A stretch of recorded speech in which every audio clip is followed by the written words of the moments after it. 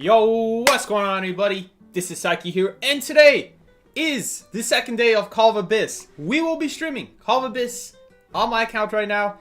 I don't know if I'm going to do this all the time because we got to focus in on these matches. We got to be locked in because this is the time of the year where we got to focus on our matches, do our best. Now, my matches are not counting for our team, but I still want to give it my best. We're going to try our best to win every single match we can today. I don't have anyone to play with. So, we'll see how that goes. We'll be counting how many wins, ties, and losses we get for this Koa session. I have a feeling, my prediction is we will go 1 win, 1 tie, and 4 losses. That is my prediction today, but who knows? Who knows? Maybe it'll go better than that. But yeah, let's get started. We're going to go into Call of Abyss ranking. Okay, never mind. We have to do a required animation. Someone said that I should react to the trailer last time. Okay, never mind. I thought I was going to play the whole trailer again. Okay. I'll read this later. I already know the general idea of Call of Abyss. So basically, for those who don't know, Call of Abyss is the yearly global tournament for this game. That goes on every single year. It always starts in like December, or, you know, it's supposed to start in December, but it actually ended up starting in January. And by January, we're supposed to have our top 8 teams, because obviously this is a team game, qualify for the, wow, there's a lot of rewards. How many essences are there? But anyway, okay, looks like there's only 20. But anyway, oh yeah, journalist is for free. Okay, anyway, as I was saying, man, why do these two have the same skin? Knight and journalist. Anyway, we're going to be playing Call of Abyss ranked matches. Like I said, this is the most competitive time of the year, and especially now, because right now there are a lot of teams competing. Unfortunately, there is a lot of ego in the air as well, and a lot of cheating going on. So hopefully we don't end up getting anyone that is like purposely trying to snipe their hunter so that they can let their hunter win, or anything like that. Yeah, free session. Yeah, free session would be nice. And we ended up getting Zeus. Shh, don't tell anyone, I'm a visitor. Okay, they are going to end up banning Queen Bee, except for one person who's banning Opera instead. For you, running emoji. Let's see what ends up happening here. Okay, they did end up banning Queen Bee. Cool. I hope I don't get spammed by a bunch of random notifications right now. Alright, let's see here. Maybe I should turn off my placement as well. Because I know for a fact Zeus's team is at least in top 500. I know there's no way he's unranked. Anyway, let's see what we can play here. Oh man, we got Pharaoh Lady first game. I have a feeling the Pharaoh Lady in that case is most likely going to get chased.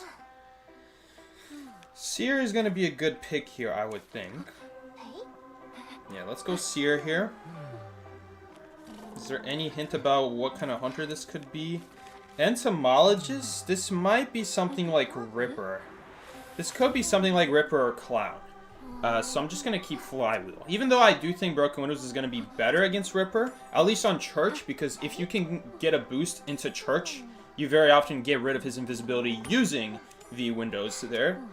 As opposed to using something like Flywheel, not only is it going to make it easier for him to catch up when he's not invisible, but when we use those windows, we're not going to be able to break far away from the hunter, so that he's not able to use his Foggy Blades.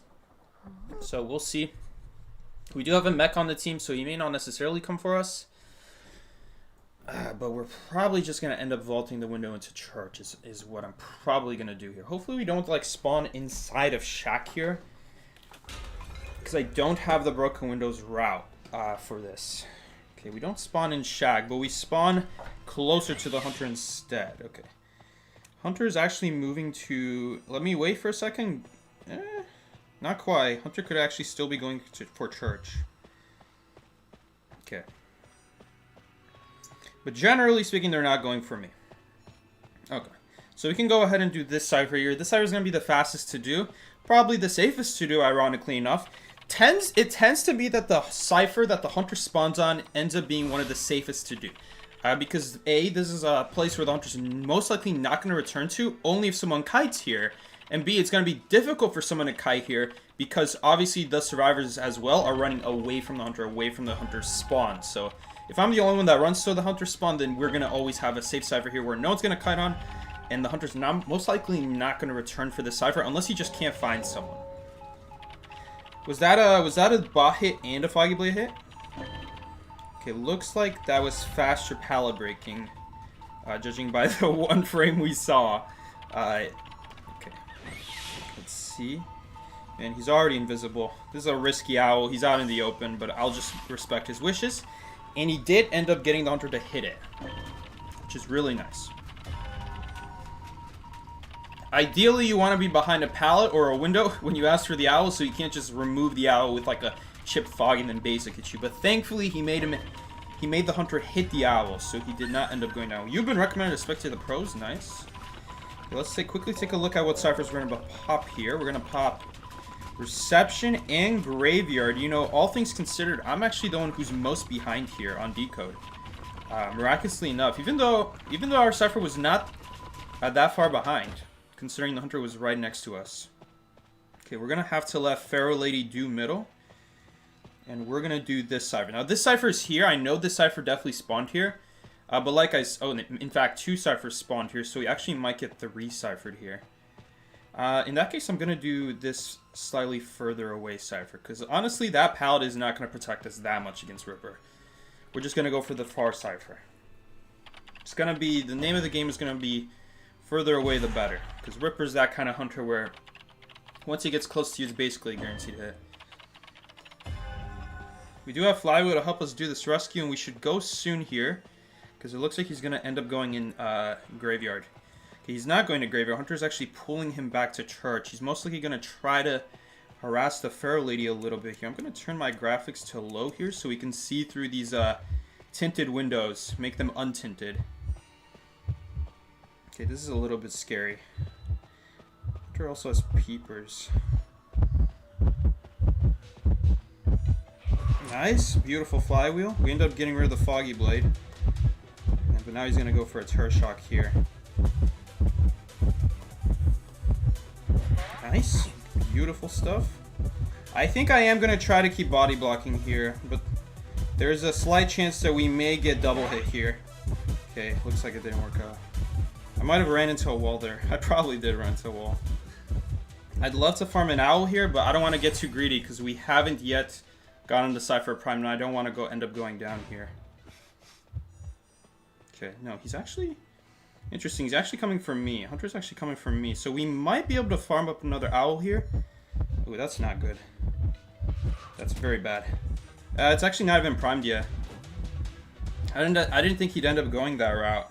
My bad. We did get a little bit of owl. A chair is not necessarily going to be the end of the world. What is going to be the end of the world is the person who's rescuing us. That's going to make things tough. Thankfully, the hunter has no clue. Okay, nice. I'll take it. Beautiful. And we need to farm up a little bit of an owl here. Okay, now he's gonna just end up. He's just gonna go for Pharaoh Lady here. It really sucks that we didn't farm up the owl in that case. Okay. It shouldn't be the end of the world that we went on chair one time. We're just gonna end up going over here anyway.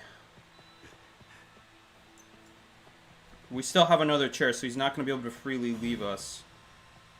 He did end up using teleport. If I could get an owl, that'd be really nice. We're just gonna have to trust that first officer that will handle it. It's not gonna be worth it. We're just gonna go straight for gate. Hopefully he'll be able to kite for dungeon. The owl anyway disappears when you leave the exit gate, so he's just gonna have to go for it. Yeah, gate's not quite open yet. By the time we get there, it will be open. Maybe he'll get it, but I think his watch is gonna run out by then. Ooh, maybe. We'll try. Maybe? It would be crazy if he could. If maybe he can get another watch? Nah, he didn't get it. That's sad. Man, we were so close to another owl there. I wonder if the owl would have made the slight difference, but it would allow him to run on top of dungeon and I could escape. But we were like this close to another owl. We were this close, man. Too bad. Too bad. So close to another owl. That actually would have saved his life. But you know what? We didn't lose. We didn't lose. Even though, like I said, it was like a... It was a good kite. It's a shame that the ciphers just weren't enough in the end. All right, let's go. First game's a tie. It just ended up taking so long walking to the next cipher. Like, that's the downside of doing that, is that if there isn't another cipher nearby, it does take longer to do the next cipher. It's not necessarily that long even. It's just much safer to do that though in general. It makes it so that it's a lot harder for the hunter to chair on someone. Also gives your teammates more room to kite to actually do that winning kite in the first place. But yeah. How many points did we get? We ended up getting 1,429. So that's 60. That's how many points you can get with 61 stars. Now, I don't think each individual star gives points. I think every 5 stars. So like right now between 60 and 64 is going to give us this amount. But we'll see. I'll try to keep an eye on it. Maybe when we get to like our 62nd star, if there's going to be a difference, it's going to be too small though. It's going to be too small to tell like whether it was because of the change in star count, or was it because just we had a higher deduction. I think the game does base it off of your no, it can't base it off your deduction. I mean, a little bit of it's based off of it. We'll look at it after this game. A little bit closer. I think we're just gonna go Seer again. Look, people are not banning Seer. Okay, looks like this is the same Ripper guy, though.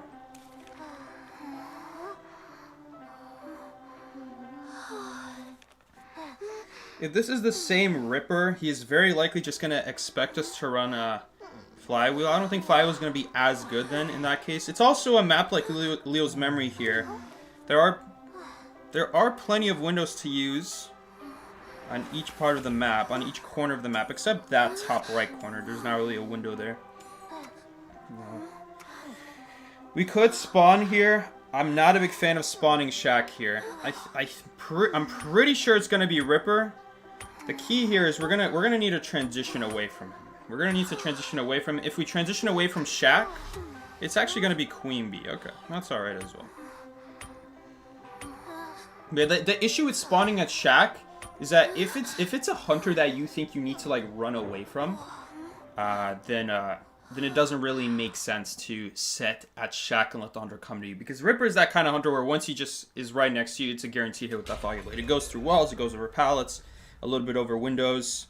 Around corners, you know, even if you can't reach the powder window, if you get close enough to the corner, you can just bang the wall and it'll be a guaranteed hit. It's like Blood Queen with a shorter cooldown, but he has to be closer in range. Okay, most likely he's gonna chase the mechanic here. Never hurts to be a little bit safe though. And there is a catapult right there.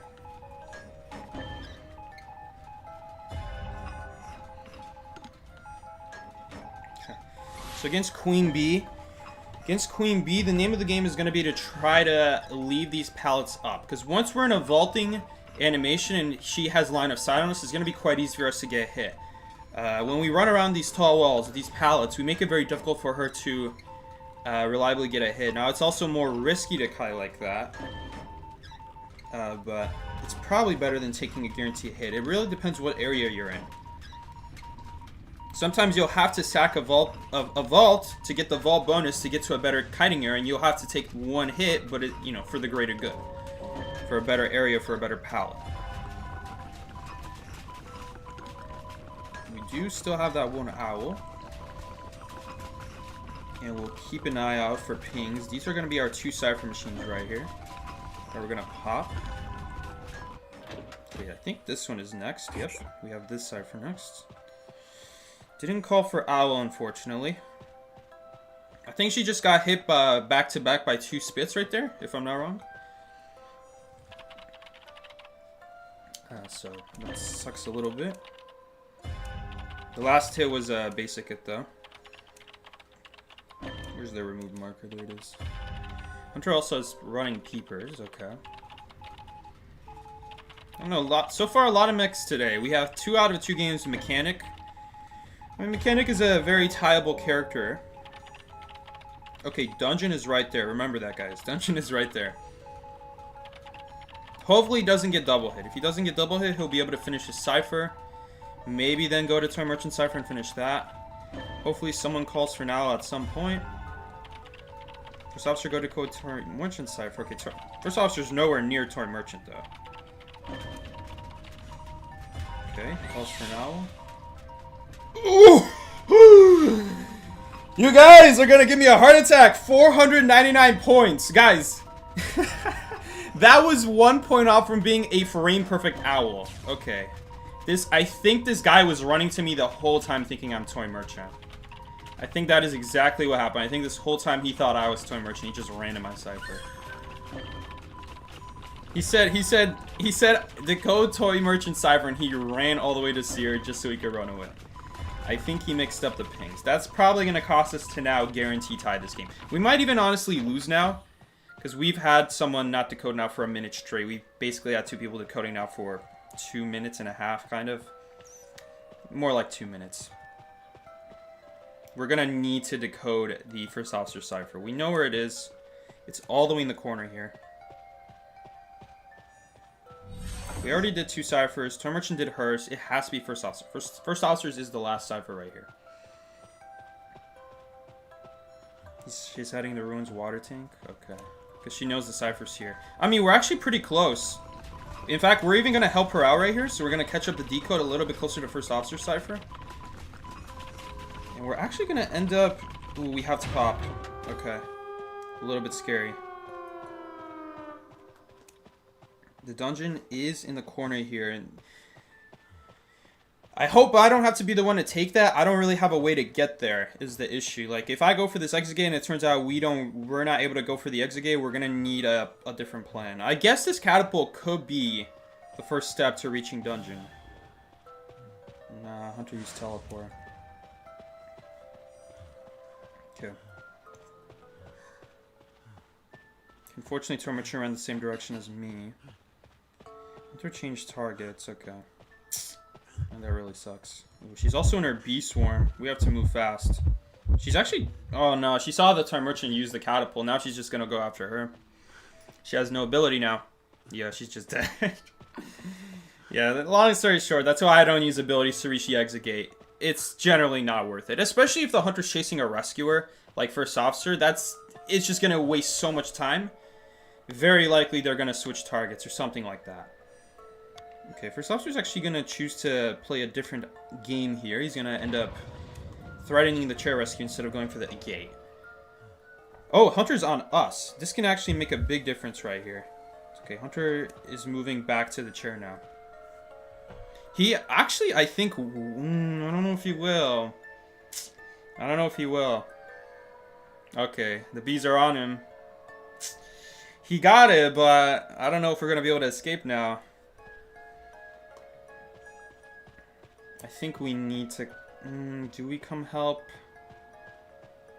I think teleport might be up is the issue. It's going to be up soon. Is it going to be up in time, though? I don't think it's going to be up before detention runs out. So it's not really going to matter so much there. Ooh. If the Toy Merchant can escape, we don't even need a rescue. Okay. Thankfully, she just grabbed her catapult and got out of there. That's good. Okay. That's a problem. That's a big problem, because now I can get spit on. She somehow missed the swing. Oh, that really hurts. Okay. We're just going to have to go for First Officer now. I don't know if we're going to be able to have this. She's just going to use her 1000 presents too? No. It's rough. We also lost our heartbeat here, so we don't even get the full Broken Windows boost. Honestly, it's hard to say who's better to go for here. I don't know. Okay. I don't think she has any energy. She's going to have some now. Dodge. Dodge now. Go behind. Oh, this is so annoying. That's really unfortunate. Even then, the exit gate is not open here. We're basically cooked. She farms bees on us, starts shooting shots. Maybe she misses long enough, but we're still going to most likely lose that game, unfortunately. Just didn't get the body block off. That was that could have been any hunter really. That really could have happened to any hunter. Like that teleport on the Exigay basic hitting her.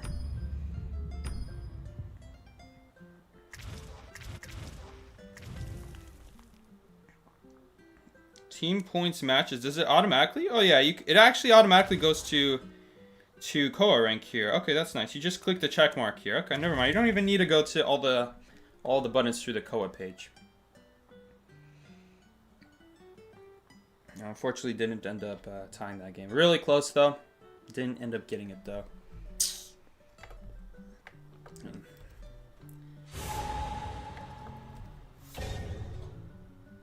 When did Psyche get the skin? Which skin? Oh, you mean the Seer skin. Joseph gifted it. Joseph gifted it. He's in the chat right now. Thank you so much, Joseph. Yeah, I'd like to do like a Seer stream with the skin, but Seer is one of those characters where he just always gets banned. It's not reliable to actually like do a stream on Seer, and then half the time we're not even playing Seer. So far, we're 3 for 3 for playing Seer, though. We could play Seer for a third time now. I think these are the same bans as that Queen Bee from last game. Let's quickly check if the Queen Bee is actually the same player as the Ripper. Okay, it is the same player. This is the exact same player. So I was right. It actually was the Ripper, but this guy actually prefers to play Queen Bee if Queen Bee is not banned. So this is most likely Ripper. Most likely Ripper, yeah. I actually didn't check. Does this person also play Clown? It just shows that they play Queen Bee. I think we're gonna keep Broken Windows. We're gonna keep Broken Windows. I'm pretty sure it's not gonna be Clown at this point. Okay, they're actually gonna give me middle, which it's just a shame because I have a pretty good idea for Shaq, for how we can loop Shaq against Ripper. Shouldn't be that hard, since he's a hunter that doesn't have much to begin with when it comes to like looping him around the backside of Shaq. It is in fact Ripper, and it is in fact the same guy. So far we've taken 0 out of 3 kites. I don't think we're gonna get chased this game. We do have Anti-Query in this game. That's gonna be pretty good. Archer could be good as well. It's going to be hard for her to land a shot, but if she can get him to like vault or break a pallet, that can be a guaranteed shot. At least since he's visible right now, he doesn't have 1000 presence. It's going to be a lot easier to shoot him. And yeah, the hunter is in fact moving right there. Hunter is not near her. Okay. Maybe we will take chase here. Who knows? Okay, no, we don't.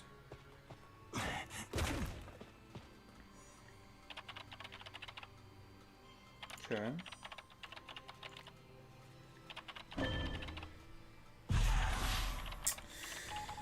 Journalist is wasting so much time walking around. I don't know why she's still walking around when I ping that the hunter is going to side entrance. Oh my god, she's still walking.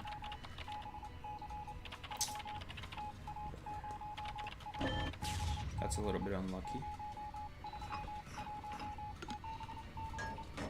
We're gonna have a 0% Cypher. Well, the rest of us has 45 already. He did actually end up stunning him. Ooh, he has Desperate Fight.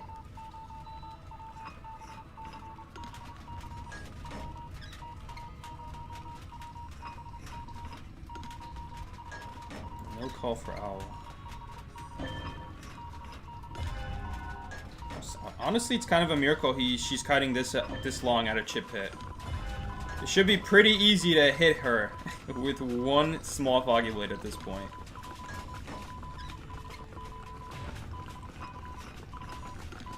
Wow, this is actually a 3 Cypher kite. If only the journalist did reception. She should have done reception. I can't use Owl, man. I gotta wait for the call. It doesn't make sense to use it when they're not calling for it. I trust she'll call for it. Please. Please call for it. She's kiting like crazy at least. Oh, reception is actually not here. Okay. Well, we need to get out the way anyway. Oh, this is not good. Okay, charge attack. He has no Foggy Blades anyway. Beautiful Owl there. We'll take it.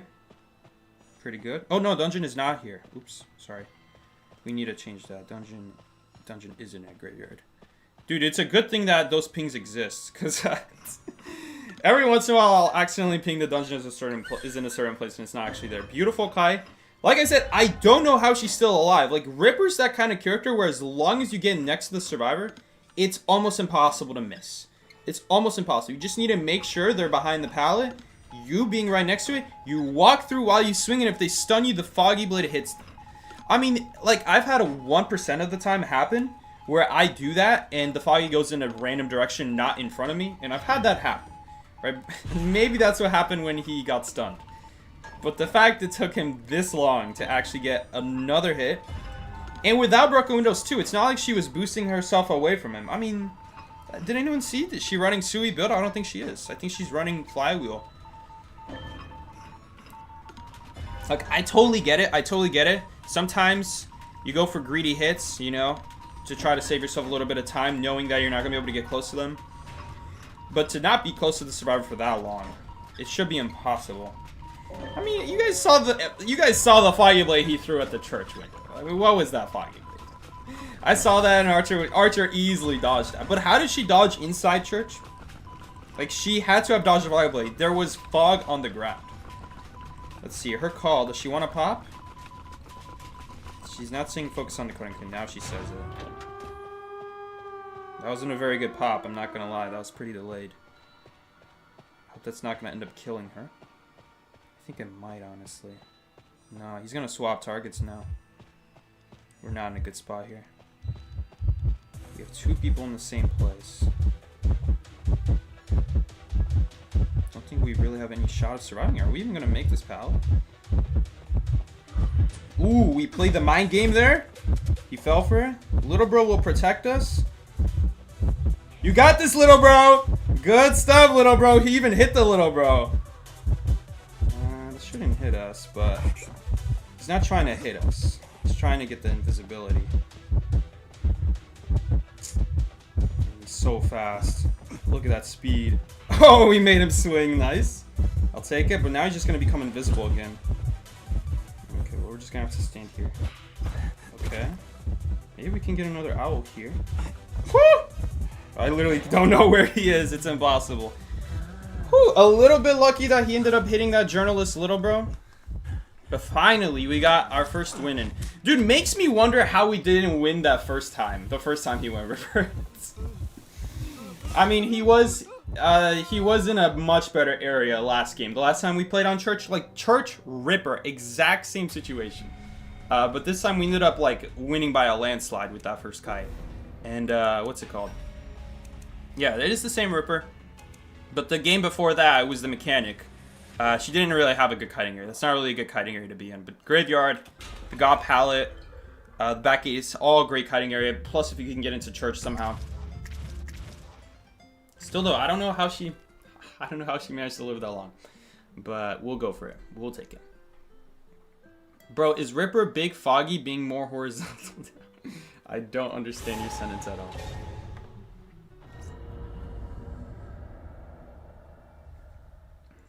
What do you mean being horizontal? She's doing her cardio, yeah. She's getting her work done. Andrew Thumbnail Peak? What's his name? Trashbag Ripper made it. Trashbag Ripper made it. Oh god. Okay, hopefully she does a cipher this time, because we did end up getting the same journalist. Man, that's strange. So there was no reception cipher. There was no reception cipher, but she could have done the brick wall cipher by Shaq. That would have been open by then. I know he's probably got cipher blocked, but cipher would already be open by then by the time she reaches it. She can also wait around the corner of Church before leaving the area. Before you completely leave reception, you wait around the corner of Church just to see if the hunter's coming from Graveyard, and if you don't see anything in the first 10 seconds, that means the hunter's not going for you. Like, that's another thing you can do. Oh god, we gotta pick something. I don't know, we gotta pick something. That's not a very good pick, in all honesty, because of Opera Singer, but you know what, it's gonna be okay here. We are playing on Leo's memory. Only Patient can be good against that. Gravekeeper's definitely gonna be good against that.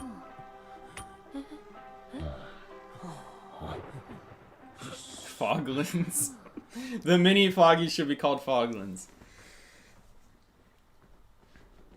Before it was slightly tilted vertically, but now it's horizontal. That's because the accessory. That's just the accessory. That's not actually because they changed it. That was in fact the Hermit. Okay. Okay, he's heading to Shack. Okay. As soon as we see that, we can just go ahead and do the Cypher Machine. We're also going to be doing an unconnected Cypher here, which is going to be, I think, nice. It's not going to be as nice because we're not the Rescuer here. So generally the Rescuer, you want to be on the unconnected Cypher. And the rest should be unconnected ones. Because that way, we're taking hits on people that are not going to rescue first anyway. Gravekeeper, though, he's going to have a polarity on him. Okay, looks like he's getting chased Shack right now. Still getting chased Shack. Saucing a good bit. Doing an unconnected Cypher here means that he cannot teleport on us either. Yeah, he is running teleport. Okay. So strategy here is just to go for the first target. The airplane did a really good job stalling it. Stalling the hit, though, before he even managed to get the hit. Now, though, chasing Fair Lady, it's probably not going to be that difficult for him. Everyone is at 0.8 damage right now. The Fair Lady will die to a basic hit if she doesn't end up taking a color here, or if she has blue. So we need someone to switch polarity here. Otherwise, she will die. Okay. There is one more issue here. The other issue here is that Gravekeeper is actually also going to die to a basic hit. Yeah, this is why generally you want your Rescuers on the unconnected Cypher. Honestly, I think it might have been worth it if he just waited on a block Cypher Machine. Because you really don't gain that much decode on a... Please tell me your Cypher's not there, no. I think you can anyway see the antenna right above that crate if it loads in. It should load in from this distance. I mean, he can rescue, but Aeroplanes is going to take a hit. We can also take a color here. So at least Airplane survives now, and maybe we'll heal up this game. We should heal. You know, the worst part about this is Gravekeeper really can't use the shovel here. If he uses the shovel, he's going to end up taking a polarity. I'm actually going to switch colors here. If he goes into the shovel here, I'm going to switch colors so that he can't get blue and then just die. He'll survive if he gets blue that way. He's not using the shovel, though. There's really no need. Okay, nice. Got a switch right there. Ended up saving the Fair Lady's life. Nice. She would have died otherwise if we didn't do that. Is it going to be worth it, though, is the question. I don't know. I don't know if that's actually necessarily worth it, because how is she going to be able to kite this? Maybe it really wasn't worth it. Maybe we should have let her die. Okay, Christmas Tree is going to have a lot of progress. We're helping out Shack right now. Gravekeeper's doing Factory.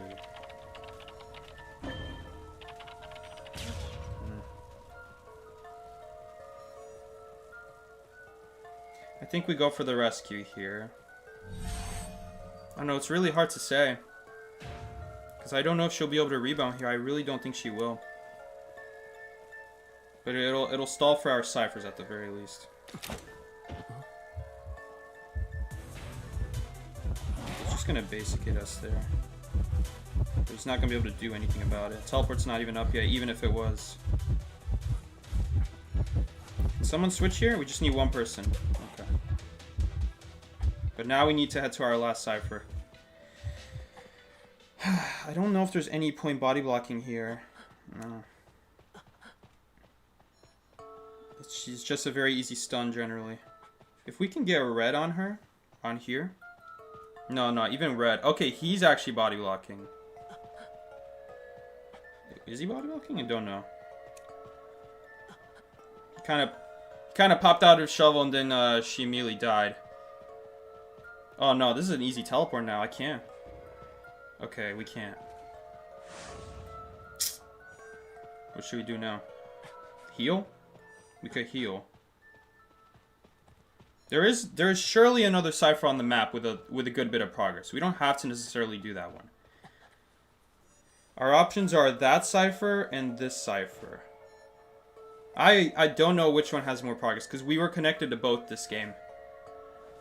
Someone did factory, which then connected to this one. I think this one is going to have more progress.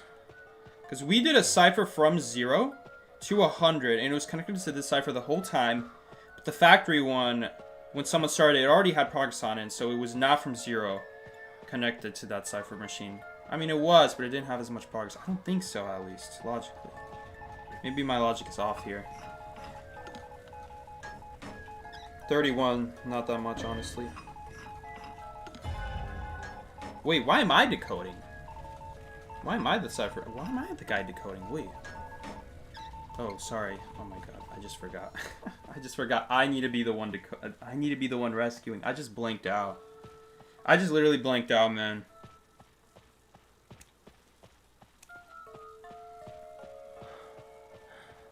And for some reason in my head, I thought I was the one healing him. I think he healed me. Well, yeah, he had to have healed me because I'm at half health.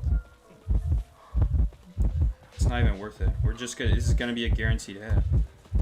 The charge is not even gonna disappear. I mean, it's gonna disappear now.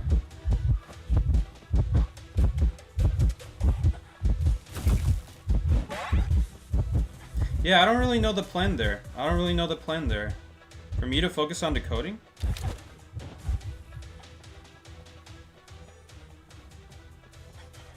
We'll try to get as many points as possible so we don't end up losing. Or sorry, so that we gain a little bit more co-op points. Because I think your deduction does matter. Pretty sure your deduction does matter. Dungeon is the move? Yeah, Dungeon is the move. Nah, he's probably going to teleport on us now. I think there's one thing we can do here if we get teleported on.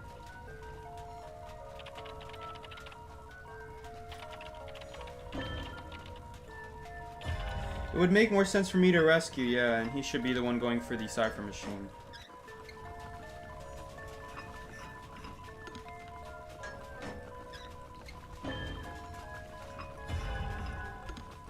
Maybe the idea is that I was gonna rescue there and he was gonna go for the cipher next door. We're not gonna be able to pop that. We're never popping that. That cipher is impossible to pop.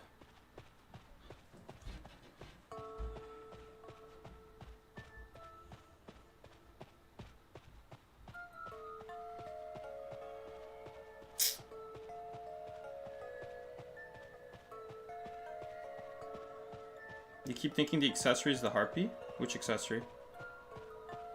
You can't even see it because of my cape. Oh, is that crows? No, that's not crows. He is gonna go after us here.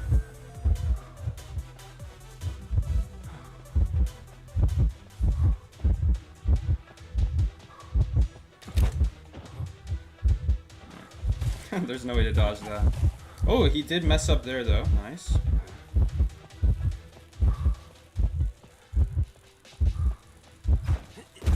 He's not gonna go for 1,000 presents. Okay. Interesting shot.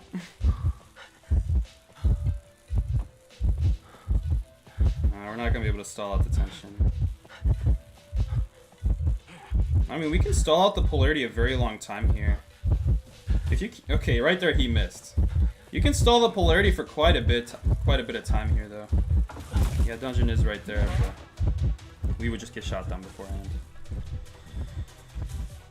I don't know, though. I don't know, because realistically, you're right. You're right. It is a little bit odd. It is a little bit odd that he... I mean, I didn't check, actually. I didn't really check if he went in the direction of the cipher machine.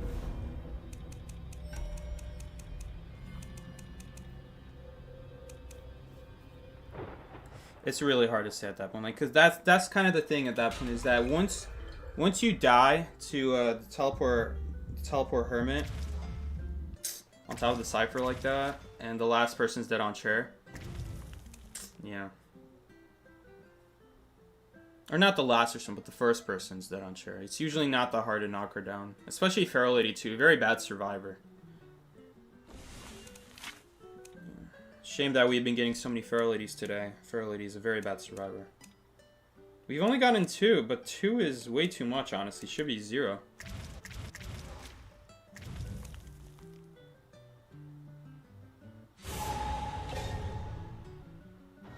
What does Lanterness using her skill on other survivors do? It makes it so that survivors cannot get well, they do get stunned, but they get stunned after the ability ends.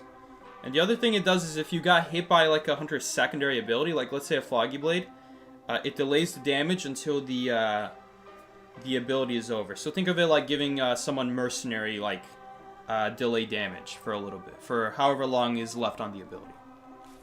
That's essentially what it does. But like I said, it can also do something, you know, when it's a stun. Now, a great example, my favorite example is Bell. If you get hit by a Bell while you're being recorded by a Lanterness, it just doesn't do anything. The Bell doesn't even stun you after the ability ends. So that just completely gets negated. It does cause you to fail the Bell calibration instantly, though. So keep that in mind.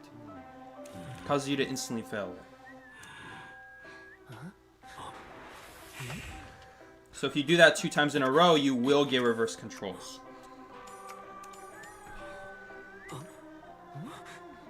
But other hunters like what's a great example? A good example I would say would be like what? Anne.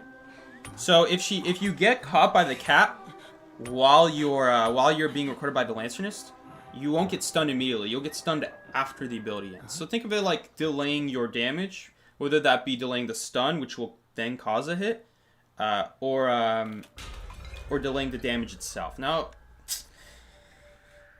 there are times where you're going to actually be able to not just cancel the stun, but also prevent the hit as well. So that is good to keep in mind. So like something like that Anne, for example. That same Anne that we just talked about. Maybe you can get behind a pallet or maybe get a boost after she uses her jump or something like that. Okay, Hunter's actually not chasing me?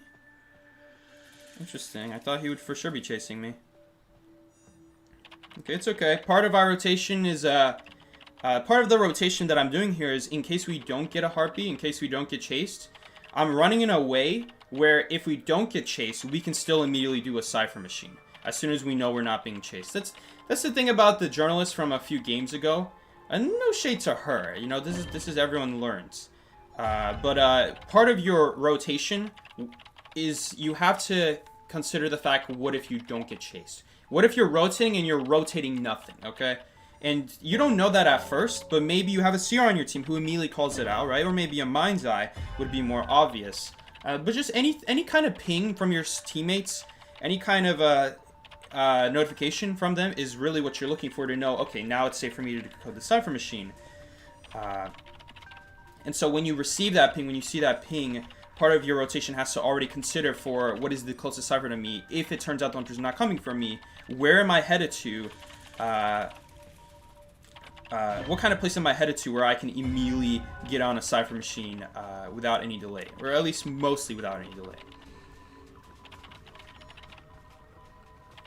So like I said before, the thing about that journalist, what can the journalist do better? If you're at reception and you're in that kind of area and you're not sure if the hunter will chase you, all you have to do is wait around the corner of a church, make sure you don't get seen, but you can still turn your camera to see if they're coming from Graveyard. And because of how open the area is, you're going to see that very early, way before you even get a heartbeat. If you don't see anything in the first 10 seconds, the hunter's not coming for you. And that's a great way to not only know if you need to rotate, but also immediately get on a Cypher Machine. And that's just a great thing you can do. The only downside of doing that is, like, let's say there's no reception Cypher, then what do you do then? You'd have to do top broken Cypher. And I believe there was a top broken Cypher, but I don't know, maybe I'm going crazy. Maybe there wasn't. Because if there's no reception, there should be a top broken, but maybe the other guy was doing top broken. I don't know. I don't know what happened in the game. I'm certain there was some way around it, though. There should have been some way around it, at least. Because when I take that spawn as Rescuer, you can usually get on a Cypher pretty fast. Even if a reception doesn't spawn. You just need to know where to go. Even if you like rotate the hunter a little bit too. Okay, this could be bad here. Also, we still need to do Mercenary Cypher at middle.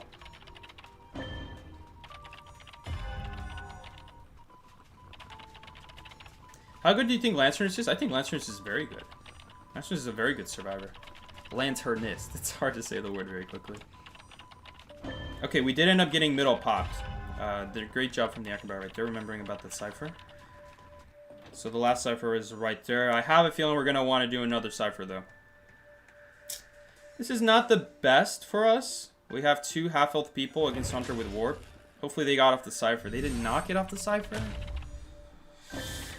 I don't know why we're still decoding the cipher when we know the Hunter has Warp. I mean, what is the Hunter gonna do? Is the Hunter just gonna walk there? Do you think the Hunter is just gonna... I don't know. There were even someone even ping like the Hunter has Warp up. That's a great time to get off the cipher. Okay, you know what? It's fine. Acrobat is on the cipher anyway. It works out. Okay. It's totally fine to have like one guy hiding in the background, like giving tinnitus at the cipher, but to be on top of it, shaking it when someone else is dying on chair, probably not a good idea. Usually not a good idea, especially not against Warp or Teleport. Not to say that that aeroplane is on the Hermit game. Different story. He died on server. It's not like he can run away from it.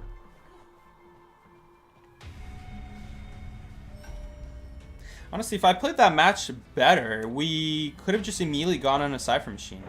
I should have just immediately been on the Christmas tree cipher machine instead of wasting my time going to a cipher that's obviously going to get teleported on.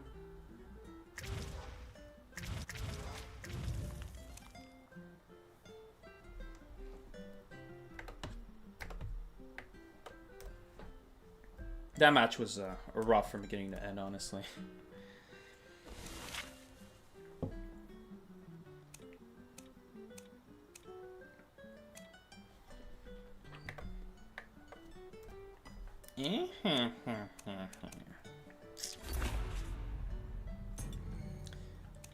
$62 stars. No one is playing Call of Abyss anymore. Everyone already did their 6th match. No one else is matching anymore. We should still be able to get people from regular rank match, though. I'm pretty sure that's the way it works. Is that when you do Koa rank, it's not separate from regular rank. All it means is that you're getting points for that match, but you can still match with people who are just in regular rank match. So really any time you do rank match, doesn't have to be Call of Abyss or just regular. It can be just regular, and you can still be matching with people who are also doing their Call of Abyss matches. Like, they can be in the Call of Abyss mode. Okay, this guy is just banning Spider. Or not Spider, but Lizard.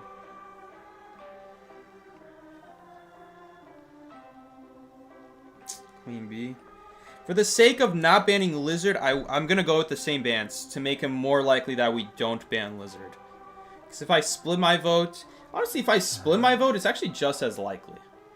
It's actually, if anything, it might be more likely, because then it's definitely a 1 in 3 chance between Lizard, Hula Baloo, and Queen Bee, which is what I would normally ban. Normally I would ban Hula Baloo.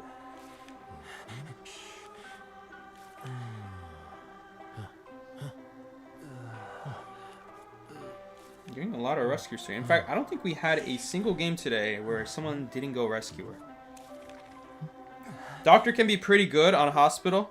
Especially if you use that veteran bonus to go inside of Hospital, you can get behind those tall walls and then pop your heal. You actually get the full 4.5 second boost then, because that will count as escaping pursuit. Hospital's a great map to do this trick on. We do have touch effect to do that off with.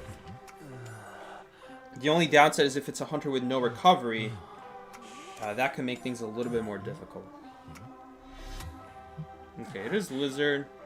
Like, Lizard, banning Lizard on Hospital too. Like, I'm not scared of a Lizard on Hospital. Hospital is like, anytime you get hit, you just go in Hospital. Especially someone with veteran bonus. So this is going to be very good for us. There's a lot of synergy with Hospital. There's a lot more survivors that get opened up because of Hospital being in the center of the map. Not necessarily because of how strong Hospital is, but because of its location in the map. Now, it is partly because it's a very strong area, but it's more so its location on the map. Because it's in the center of the map, it makes it very easy to... we just saw the Hunter Shadow right there, so they're not going for us.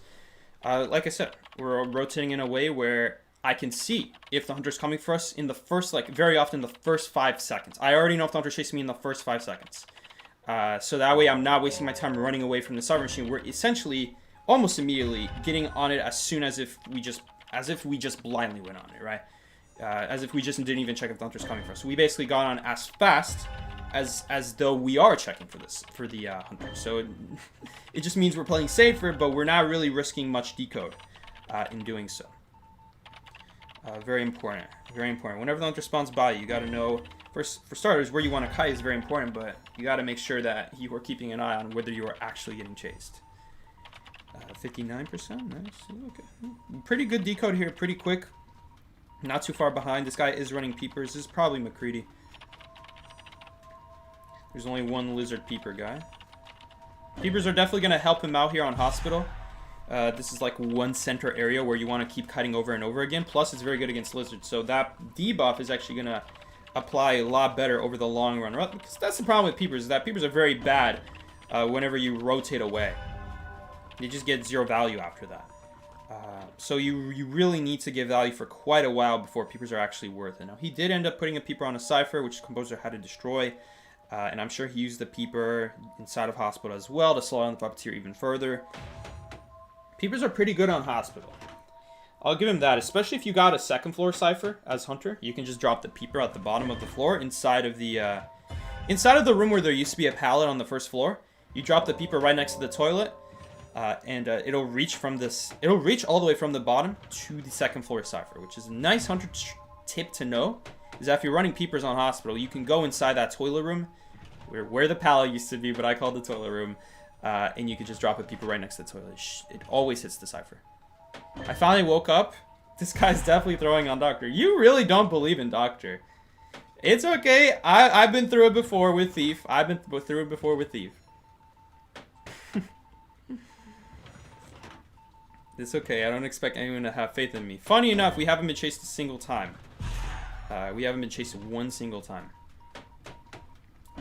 And I even put on Visitor 3. I don't know. Maybe all the hunters are just checking my stream to see when I matched with them. I don't know. You believe in me, Habibi? Oh, he's dead. I think we should heal up the Gravekeeper here. I really want to guarantee a tie this game because I don't think we're gonna be winning when one person on the ground not decoding. I don't know. Maybe the Cyphers are gonna be enough.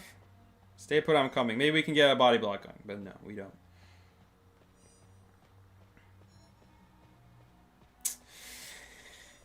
If the Gravekeeper was further away from the Cypher, I would definitely run up to him to heal him, but I'm not going to even bother. I'm not even going to go there. It's going to be very likely we just get caught in the crosshair of the Hunter jumping to the Cypher. He sees us trying to heal. He might go for us, especially if he has, like, what's it called? Street Sweeper. Street Sweeper is a very underrated Hunter persona trait, honestly. More people should run Street Sweeper, but maybe I just don't know because you have to be with a terror radius for the Hunter to actually get value. So, I mean, I don't know. I say Street Sweeper is pretty good. Because now that they buffed it so that it has 32 meters regardless of what level Street Sweeper you have, you don't need to put all your points into full Street Sweeper to get the max value. You get the max meter distance already with just 1 point. 1 point, it gives you the max distance. Also missing this pallet here. The one downside of Doctor is that we don't really have a good ability endgame. But, I mean, the upside of Doctor is it makes the mid-game a lot easier. It makes the mid-games a lot easier. Makes hunters like Hermit, who are popular rank match hunters. Stuff like Hermit is now just obsolete because of Doctor. So that's a benefit to consider.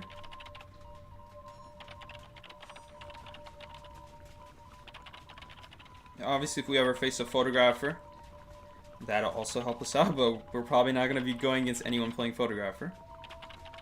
But yeah, it's just, it makes, oh, man, I'm really throwing today. Yeah, I'm so sorry, bro. He even hit the chair.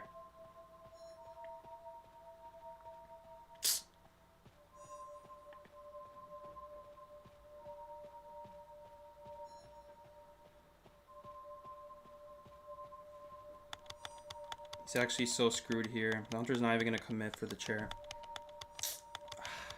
that's so bad. Numer called it? Numer didn't say anything. It's not even going to be open in time. That was my bad.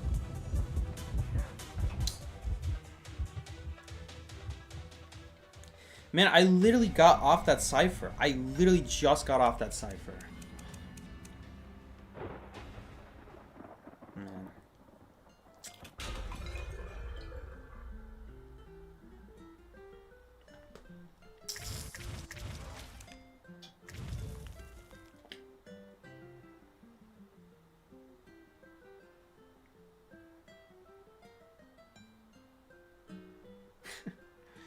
Well, we did end up losing 3 games. Not quite 4 games, but I definitely messed up that last game. Ugh, that sucks. You really gotta prime Decipher against Lizard, because if someone gets smashed, the ability to just instant pop like that is very good to have. Usually 99% of the time that doesn't happen to me. Maybe it's because I'm playing a faster decoder with accelerated decode and I'm not used to it. Maybe it's because I'm streaming. I don't know. That was just a big mistake though.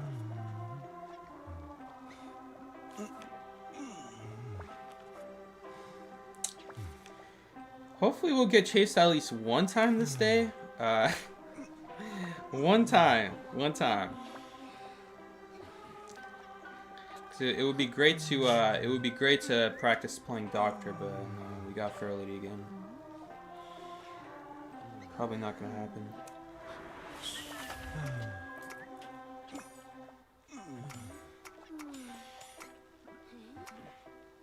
Interesting.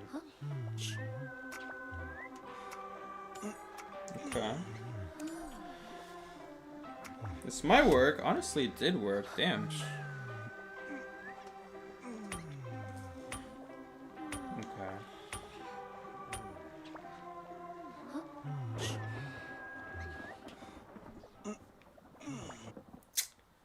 I feel so bad for that last match, man. We definitely could have tied that match. Because if he jumps in the air, it's pretty easy to just say focus on decoding at that point.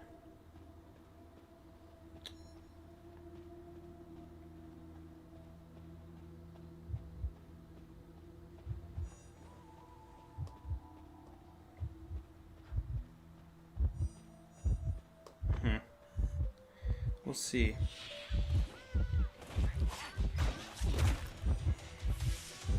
He's got peepers.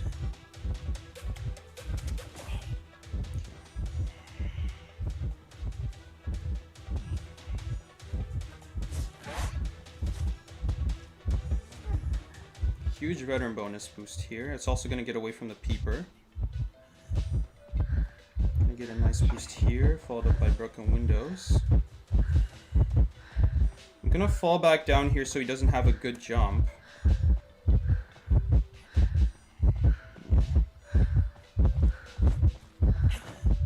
There's his jump.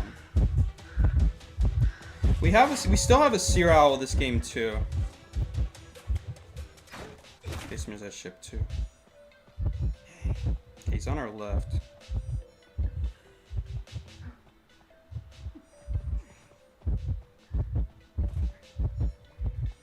Okay, this is why I dropped the pallet.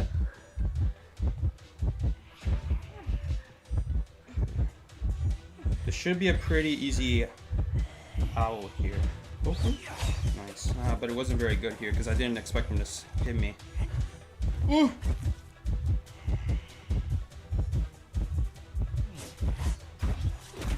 Okay. The issue is that basement is at Big Boat. Don't think we're gonna live here. Maybe? No, he's got that faster drop down.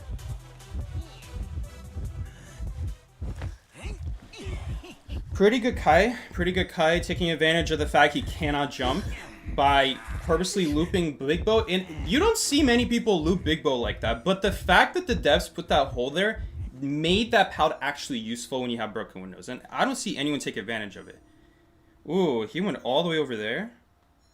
Okay, let's ping our teammates that they're just not near us, but I don't think it's gonna matter. Doctor is knocked down at cottage. Is that a new ping? Nice. Beautiful rescue. That was a great rescue.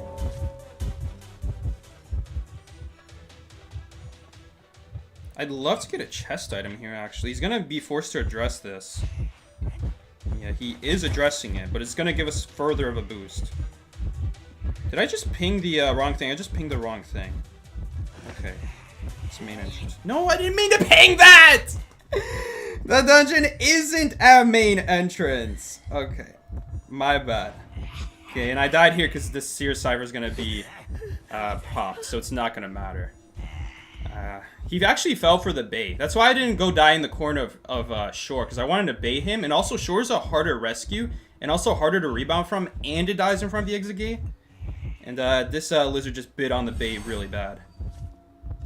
Okay, that wasn't great, but at least he isn't just don't rescue me. There we go. He actually gave me elbow pads.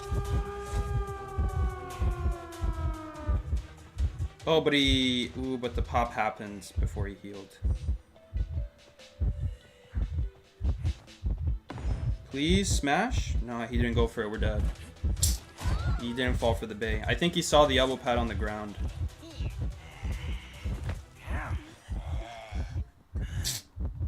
Yeah, it's gonna be tough, but the dungeon is here. Maybe he can make something happen.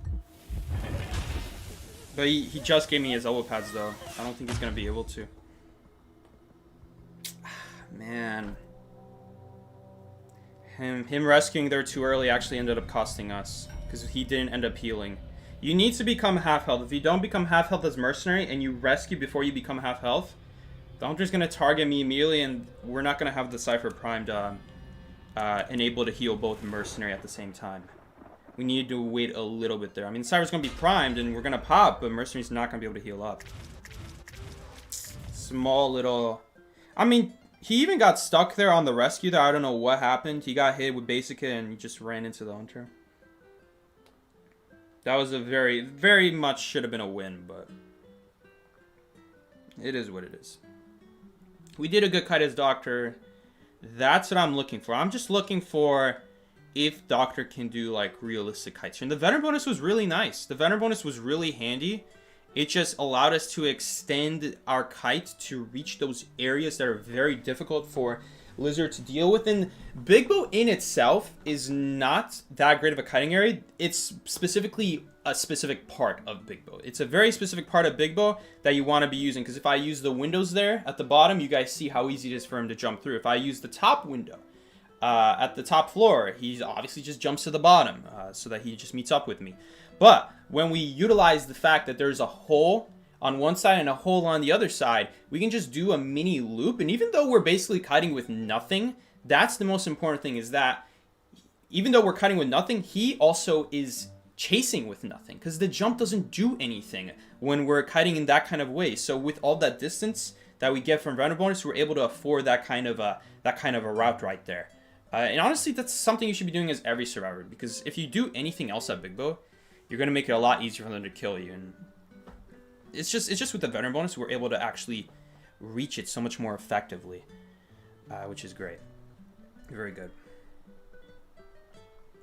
The only thing there that I should have probably done different there is I should have stood at the pallet in front of Big Bow instead of like walking away from it, because then he walks through it, and then like I don't know if he's gonna smash or if he's gonna jump, right? But if he smashes and jumps, sorry, if he jumps and smashes, we're gonna still be by the pallet and we can just run on the other side. And we just gotta trust that the owl's gonna happen.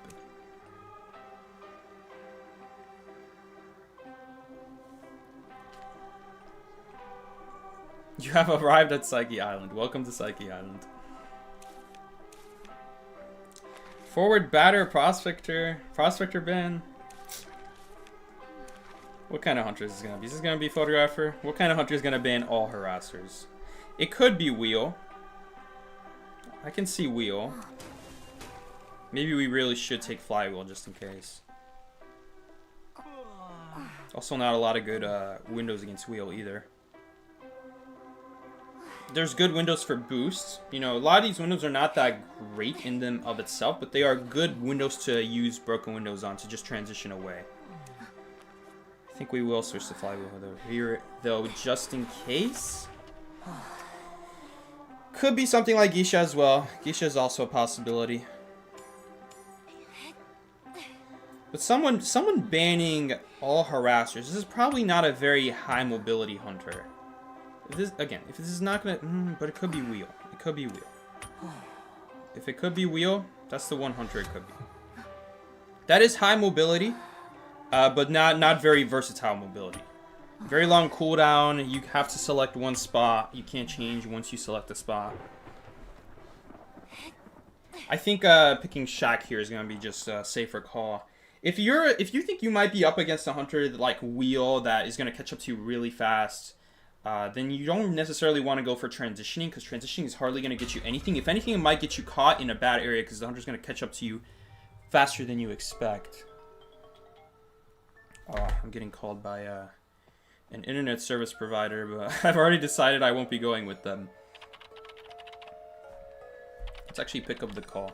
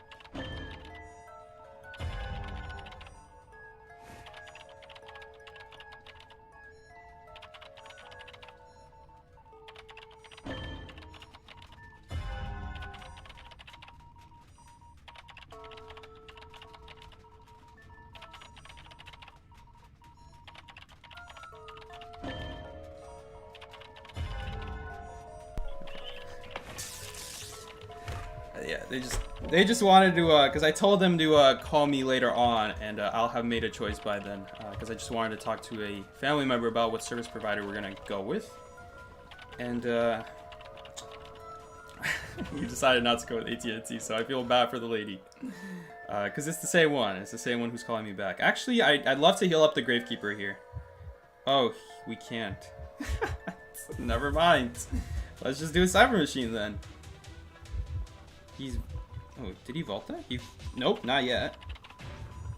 He's got Confined Space. The Madman. Okay. I was thinking, is that the Cypher we're working on? Yeah, so Prisoner's gonna do that one. Or which Cypher are we working on? I actually don't know which Cypher we're working on. Whatever, we're gonna rescue here. It doesn't really matter.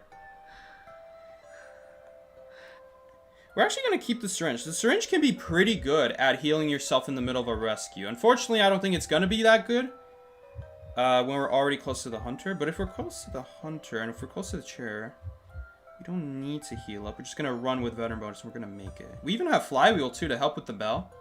This is going to be very good for us. So he can hit us right here. He actually didn't even hit us. Nice. Weber's Law is even going to further help us. We can Flywheel the bell away if he wants to double hit us. He's not interested in the hit. So this is where Doctor is just going to come in so clutch. Because I'm going to heal here fully in case he Soul Siphons. Instead of running. Oh, right. On this Flywheel build, I don't have my usual Doctor build. Oops. It's okay. So we actually don't have that one ability that I was hoping to have. Okay, nice. Cyphers are prime now. The only issue is Soul Siphon. Yes, got it. Beautiful Flywheel. Okay. It's just gonna go for the Gravekeeper here. Is the Cypher primed or not? Where's our Cypher? Was the Cypher not primed? I don't know what to say. Was the Cypher not primed? Did someone disconnect on the Cypher? Last Cypher's factory. Okay, well, Hunter changing target now. I'm just gonna heal up here. I don't know what to say. Was the Cypher not primed? If the Cypher was not primed... I didn't see a ping. I thought the Cypher was primed. My mistake. I guess the Cypher wasn't primed.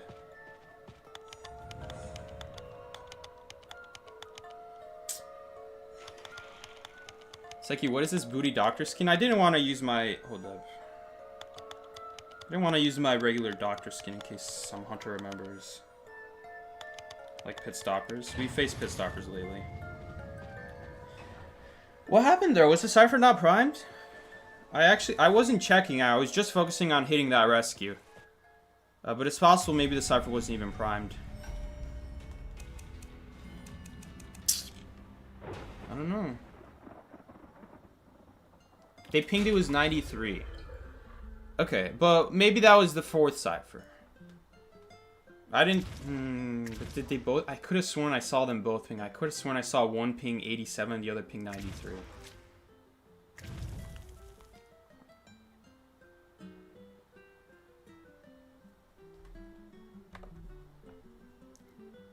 I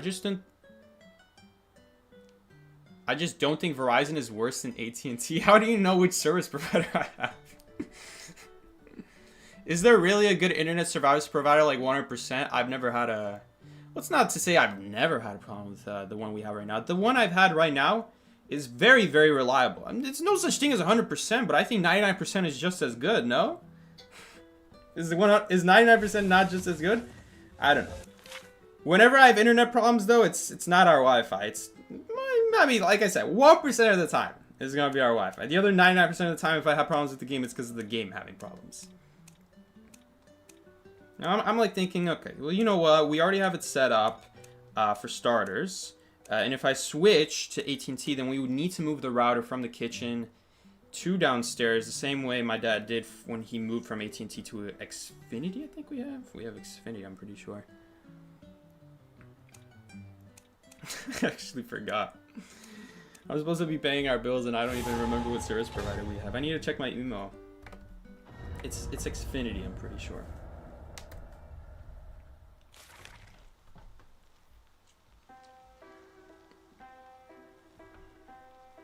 But yeah, I've had pretty good. Could be that when I move to a different like state, maybe the internet I use right now is not going to be as good in the future, right? Maybe they just don't have the same connection in that area or something like that.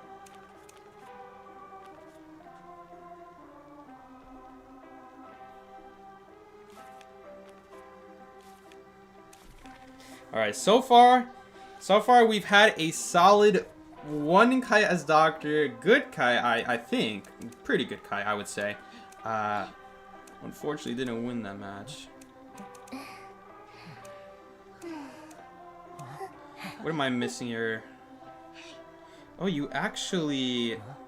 Oh, we're just gonna switch to broken windows. Something's wrong there. I don't have room for all the traits.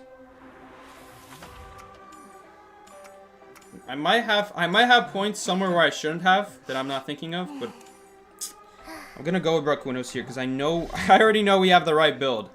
We have the touch effect, which should be good. No, it is a mobility hunter. Last game we didn't get to really pull it off. I didn't really get to pull off last game the running away from the hunter and getting the heal when the hunter is a far distance from us and we're behind a wall. And if you do that right, then there is a chance you could get the 4.5 second boost. Man, this is not a good spawn though. Because we want to get in a place where it's not so easy for him to jump on us. It's gonna be pretty easy for him to jump on us if we use the pallet. Okay, well we had a heartbeat. Oh yeah, he's right behind us. This might actually work, honestly. No, he actually went around. That's crazy. He's gonna jump here, right? He missed the jump. Seriously? So if we went upstairs, we actually would have hit that. That's a little bit annoying. A little bit unfortunate. Ooh, he's actually following us. My bad. Oh, what? No, I forgot to put my doctor build on. I just put my regular build on. Okay, he's actually going to swap targets here now. Hold up, he might actually go for us still. No, he's not.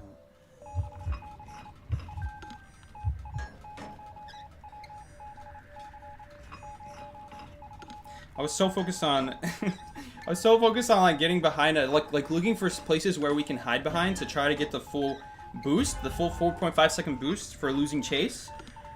And I dropped the pallet on the batter by mistake at some point there. Ooh, it's actually, I think it's gonna, no, it's not gonna be basement, but the basement is here. And that's crazy. That guy missed his jumping. Still managed to hit us. 73%.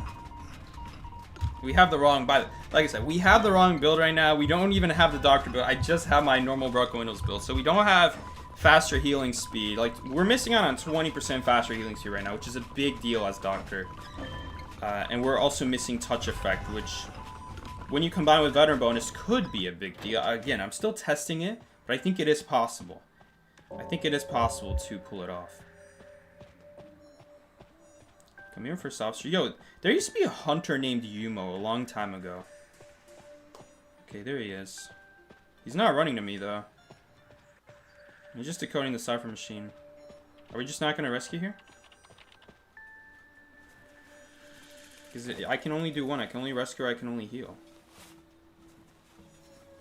No, I guess we're not rescuing at this point. No, he's not going to make it. He's still going to go for it? If I had touch effects... No, he still wouldn't make it. I mean, maybe. If he has symbiotic effect, he might make it.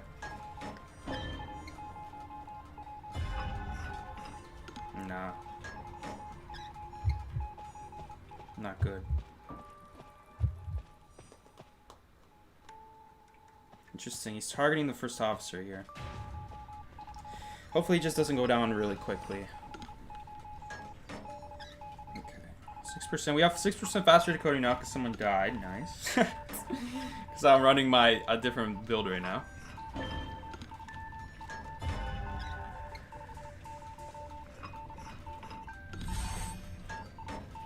He might also teleport here. If he teleports here... This is going to be a really rough area to use if he teleports here. He does end up going down. Okay, she's actually going to go for the rescue. Okay, that's fine. Rescue them. She's probably better at rescuing anyway. She's got that invulnerability. It'll allow her to get terror shocked. And Cypher is one tap. Pretty clean Cypher. Look at that. It looks like it's 100%. I wouldn't be surprised if this is a one-tap Cypher. That flywheel was completely pointless. That flywheel was completely pointless.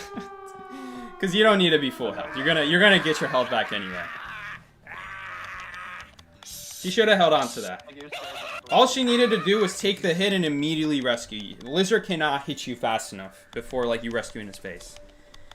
So not necessary, but maybe she's lagging. Maybe it's like, okay, she knows. I mean, if she's lagging, how is she gonna hit that flywheel though? No, we're not gonna make it. It's literally 90%.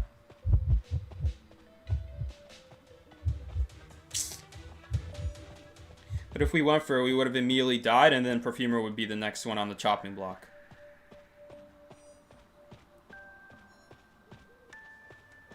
Okay. Tim Hortons? What are we talking about? Some Tim Hortons.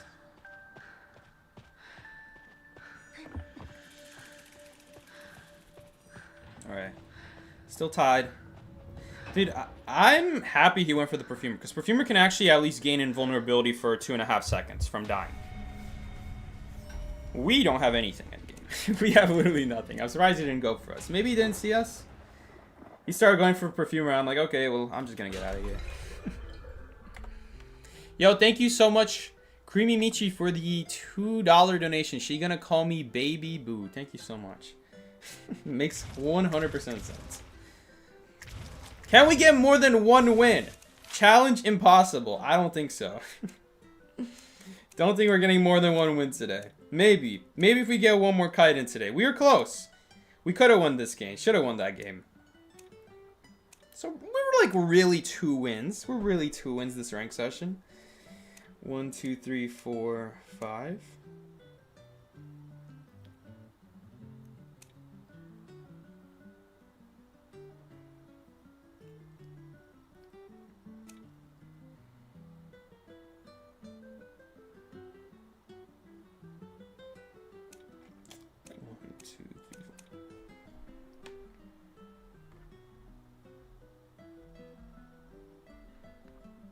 Why are wins so hard when you solo?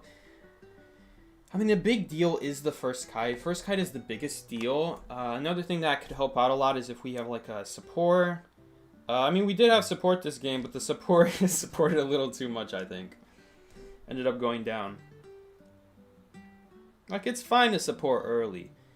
That's not a big deal, especially when someone like passes by your Cypher. That's a great time to support, because you didn't have to spend any time running off your Cypher. The person came to you, and they can use that distance to, I don't know, either run away and get to a better kiting area against Hunter, or if they're already in a good kiting area, then just secure their lead even further.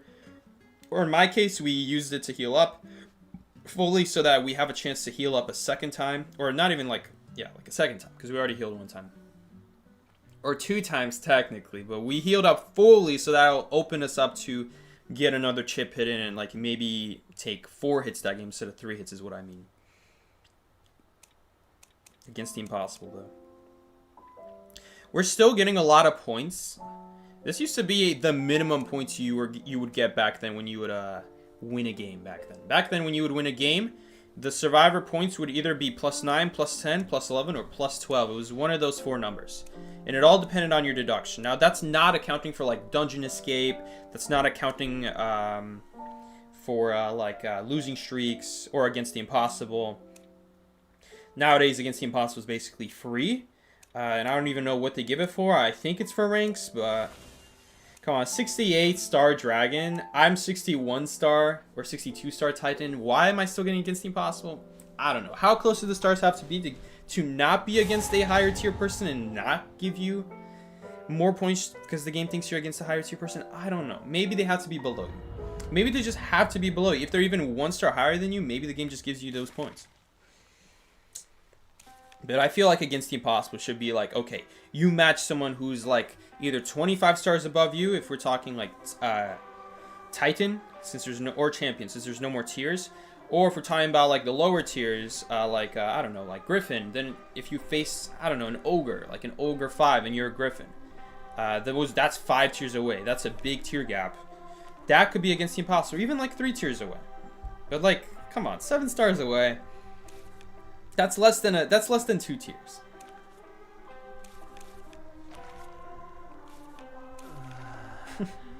One of these days we'll get another Chase as Doctor one day.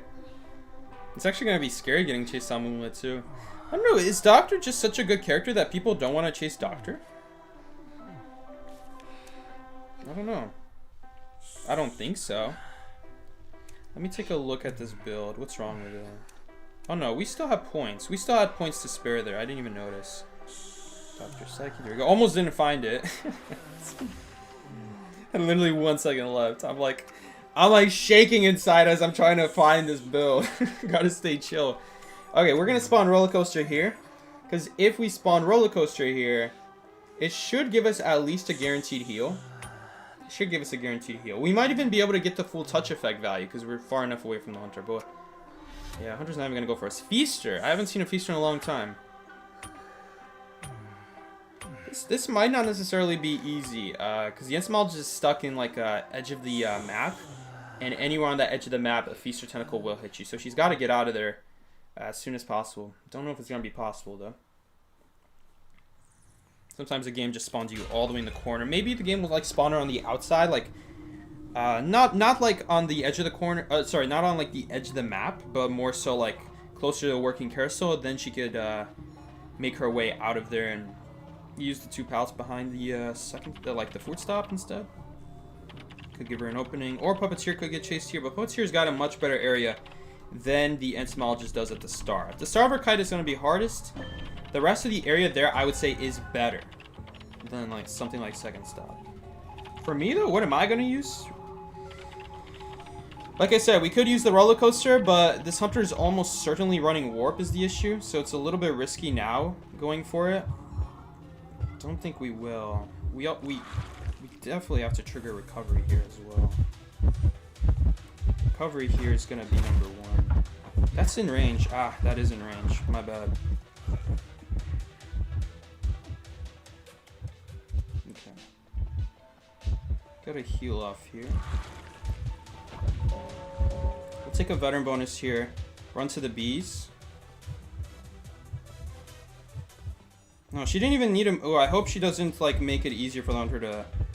Okay, this is a little bit bad. I really needed her to keep the bees there. Ooh, we didn't even run up. I don't know why she moved her bees. I needed those bees to stay there, and she made it easier for the hunter to get by. That ruined my plan entirely. That's unfortunate. She ruined my plan there. All she had to do was keep her bees in the same spot, and he wouldn't have been able to catch up to us. Like, he could put a tentacle, but he would, I think it would be a little bit far away. Man, that really sucks. She moved her bees, and she moved it out of the way. Also, I gave that no recovery hit that I said not to give. Because we weren't going to get hit there standing at the pallet, but we were going to get hit vaulting there. I didn't pay attention to that. But yeah, we're not going to be able to rebound here. She's not even at least bringing her bees over now. She's just leaving them over there. I messed up this game, I'm not going to lie, but we could have rebounded there had she actually kept her bees in the same spot. We definitely could have gotten that.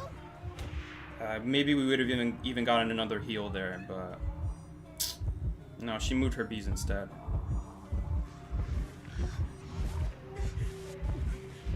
Don't know if it's worth the rescue here at this point. I don't think we're going to be able to get another heal off at this point. Like, maybe if she brings her bees. Maybe if she brings her bees, we can do something. But we have an entomologist against a hunter who, like, doesn't have any great answer to bees. Okay, he does end up taking a hit there. We also can't use our syringe.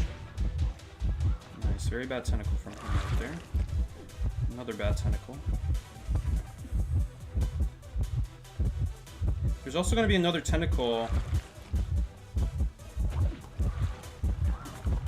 when he dies.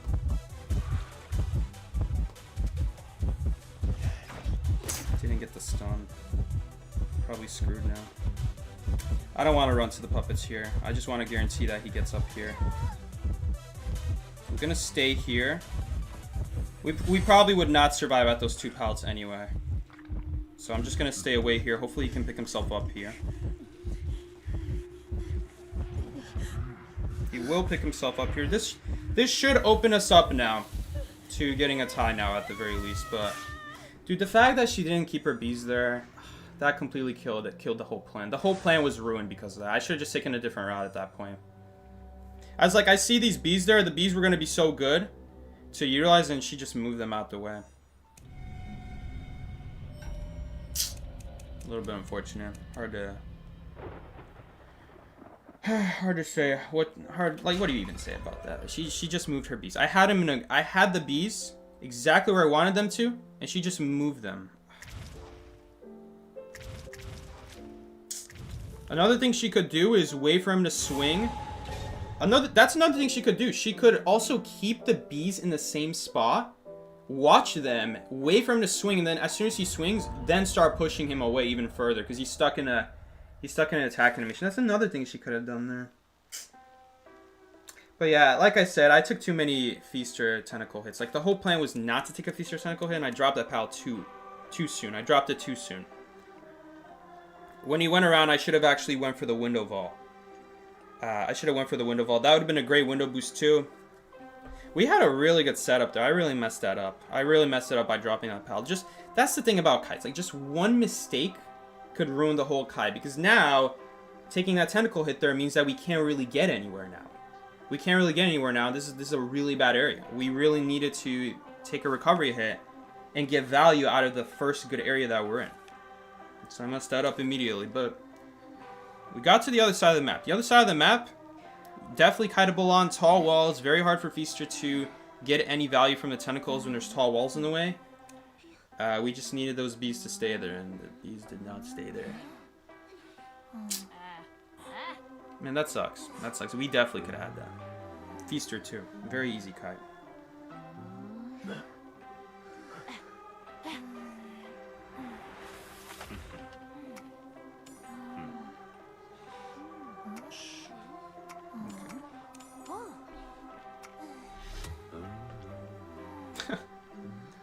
Now it's gonna be Peller. No more easy hunters anymore. Now it's gonna be harder hunters.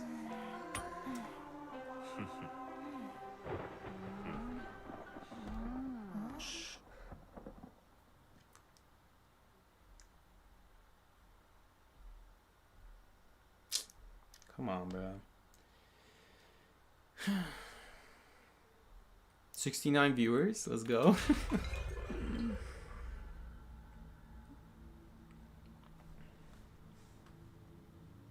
Is basement here? Okay, no.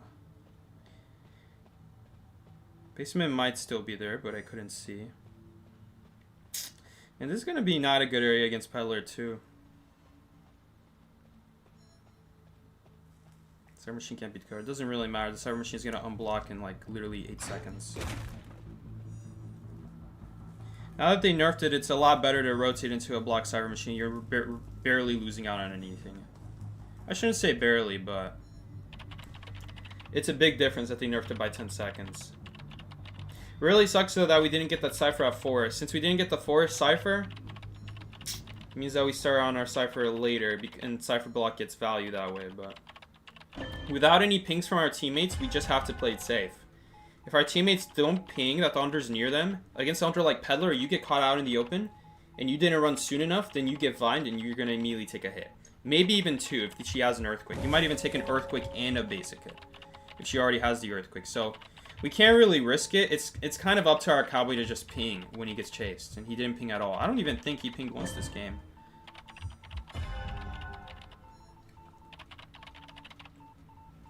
Not a single ping. I mean, we could get a free rescue here. No, she's nearby.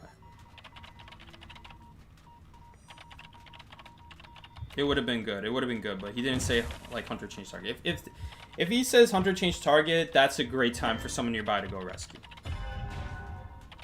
But like again, a lot of what you do as Survivor depends on your teammates' calls, because if you're just blindly doing stuff, you're wasting decode time.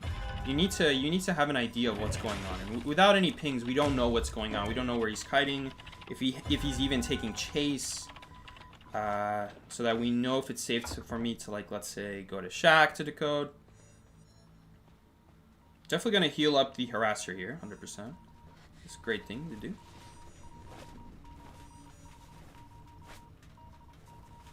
I think I will go rescue here. I'd like to go rescue here. And she could be in the background. She could finish that Cypher first too. Perfect. She got wanted order as well. That sets us up for rescue. No, she's gonna see us though. Hopefully she thinks we go inside factory. No, it doesn't really matter, honestly. Ugh, unfortunate.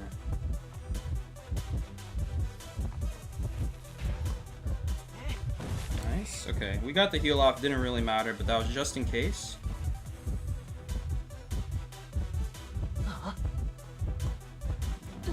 I can't risk a Terror Shock. I can't risk it. Just in case you went for me, I'm ready to vault, but no need. And we're gonna save this heal right here so we can use it to get a 4.5 second boost in case we start getting chased. So I'm not gonna heal up fully here. This is what someone protect? Okay. I don't know how we're gonna protect him, but we're gonna try to protect him. Yeah, that's how. That's why we're not gonna protect him. Okay, there was no point in me going to protect if we already have Archer there. I don't fully understand that. Okay, and she's dead immediately. Okay.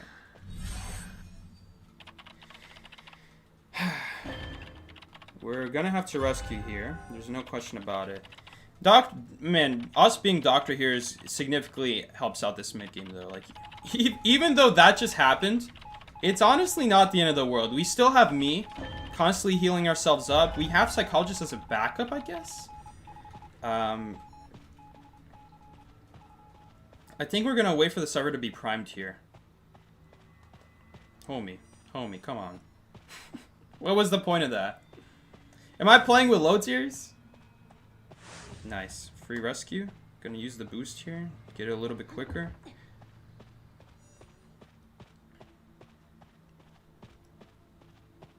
The sooner we can get the rescue here and the sooner we can get her to decode the Cyber Machine, the better. Brother, I'm getting asked by my psychologist if Doctor wants to heal with a what's it called? Man, this is a big problem. They're not pinging where they're kiting, so we're just wasting time going for a Cypher that we think is safe. And it turns out it's not safe because she started kiting there. Which makes sense. I mean, she has to kite somewhere, but we need to know where she's kiting. We need to know where this is happening. Otherwise, we're wasting time going in a direction that we don't need to go in. And so that's going to be a big loss for us. We lost a little bit of decode there. Right now, every single second is gonna matter. We're in a spot where every single second will matter. I'm gonna play this slow here. We're gonna play slow.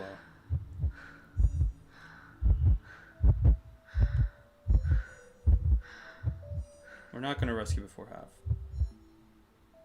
She has no teleport. She has no easy way to address the Cypher right now. She has to leave. She has to leave by foot.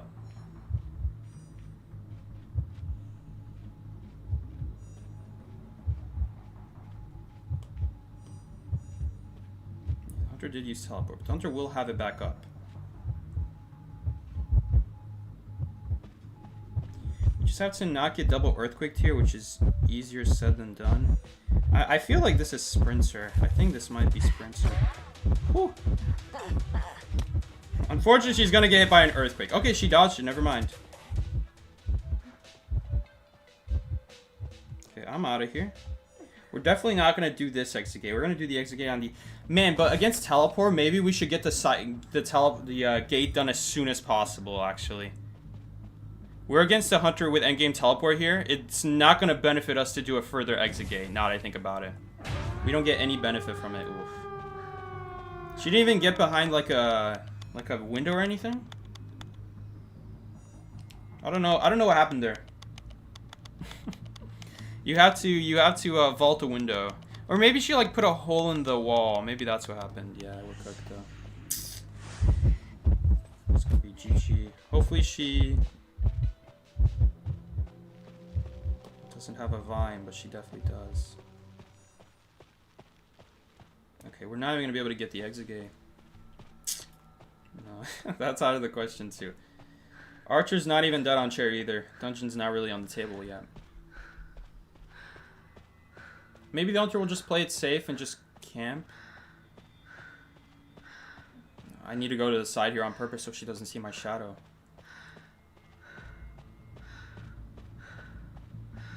I don't think Hunter camps here. Hunter's not gonna camp here. The chair's almost dead. Pray for Dungeon, I guess. Is Dungeon back there? I don't know. Maybe Dungeon's right here. I don't think it is, though. I feel like I would have pinged it. I feel like I just ran past here this game, yeah. It's okay. We still need to do a big loop, I guess, but we're going to get crows at this point. Maybe she's, like, behind me? If she's behind me, we can make it. No, she's not behind me. If we wait out the tension, that's another method we could do. Waiting out the tension, but I don't know if we will. I mean, she has so many stacks of abilities.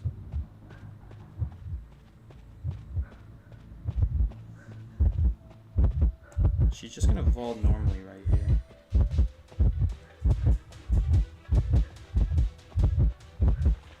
Okay, the tension is out. Dodging earthquakes does matter now. We need to avoid the vine, though. We can't go in a straight line.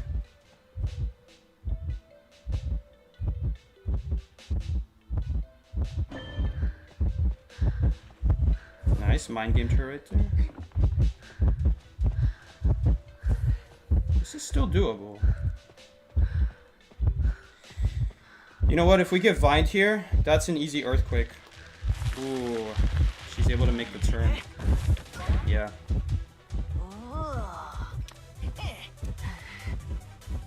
Close. There was a close attempt there. Almost.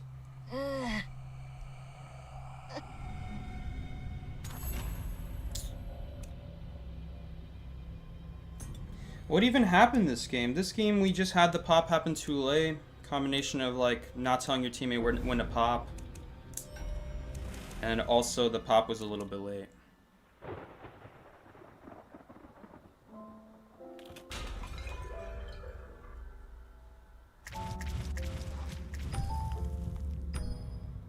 Don't really have anything to say about that game. We didn't really have a say in anything in that match. We did good rescues, I'd say. We made sure to heal the people we needed to heal, I would say. It's just teammates making it very easy for the Hunter to get a second target. Like, Our hunter had to spend a lot of time finally tunneling that one guy. By the time he did, there's 2 servers remaining, and what happens? Archer runs over and gives the hunter an easy second target to start working on. Very easy. In fact, the survivor went to her, giving her a target. And there's not a whole lot to do.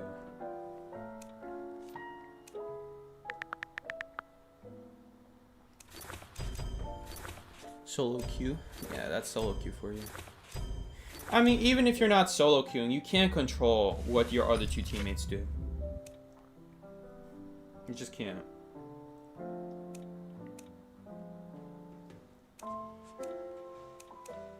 Who is this guy sending me a heal? 23% win rate, Jesus. This guy has... Is that triple the matches and I still have the same amount of stars as him? I'm 1 star below, technically. Okay. A little bit less than 3 times the matches. And this, we are at the same star count. Jesus. Jesus. And keep in mind, I played a lot of morning sessions this season. I played a lot of morning sessions. I've done a lot of 2 sessions a day. Wow. How do you even have space for that many matches? How many... Are you playing every single session?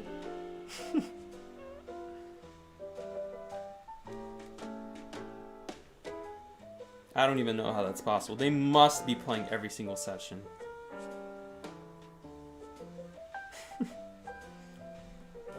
Jesus, 23% win rate. It's dangerously close to below 20. I almost never see that. I mean, when we're playing with 23% win rate people, it's literally no joke. It's no surprise, let's be honest.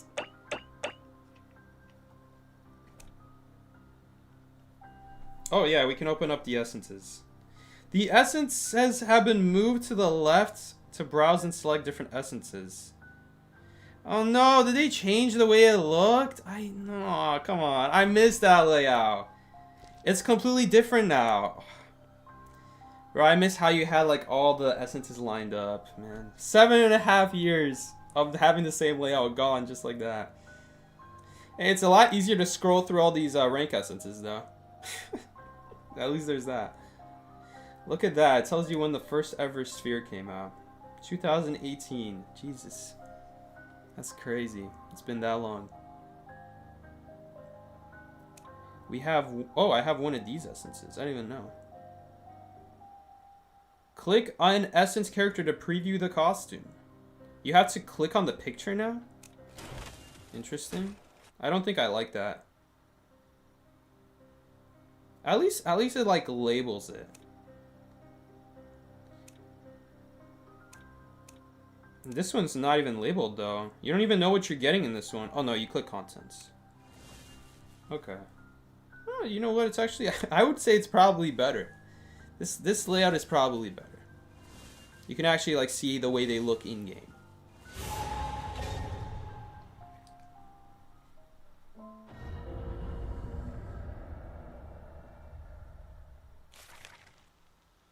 Yeah, the new layout looks basic, but I do like that you can click on contents. It was iconic though. That like, I don't know, maybe other games do that. I just don't play other gacha games, but maybe other games do that as well, where it like pops up the skins out of the essence the way you used to. But still, I think that was better than like just having a plain list. Like you can actually like visibly see. You can see the characters in the picture. I mean, I would say the pictures are accurate. I don't think there was anything wrong with having them in the portrait frame like that, like they used to be.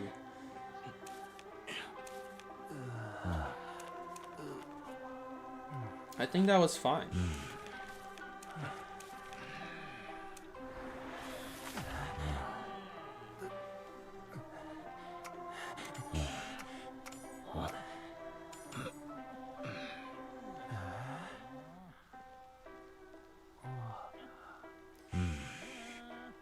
Hunter actually might go Percy here.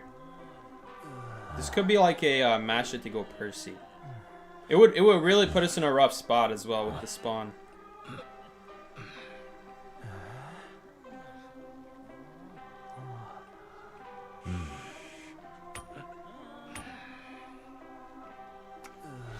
I like Psyche's dedication to playing the veteran characters. I play them because I actually think they're good, not because they're a veteran. No, when they sucked, I didn't give a damn about them. I play because I actually think they're good. Thief, though, most people are not gonna be able to play, but he is a very good survivor. I mean, like anyone can go to a window though. Any window that Thunder has to vault, anyone can do that and stun the hunter. And you set up something like Church. Very easy for anyone to play Thief on a map like Church. Average sleeping, quite a bit harder. I would say quite a bit harder because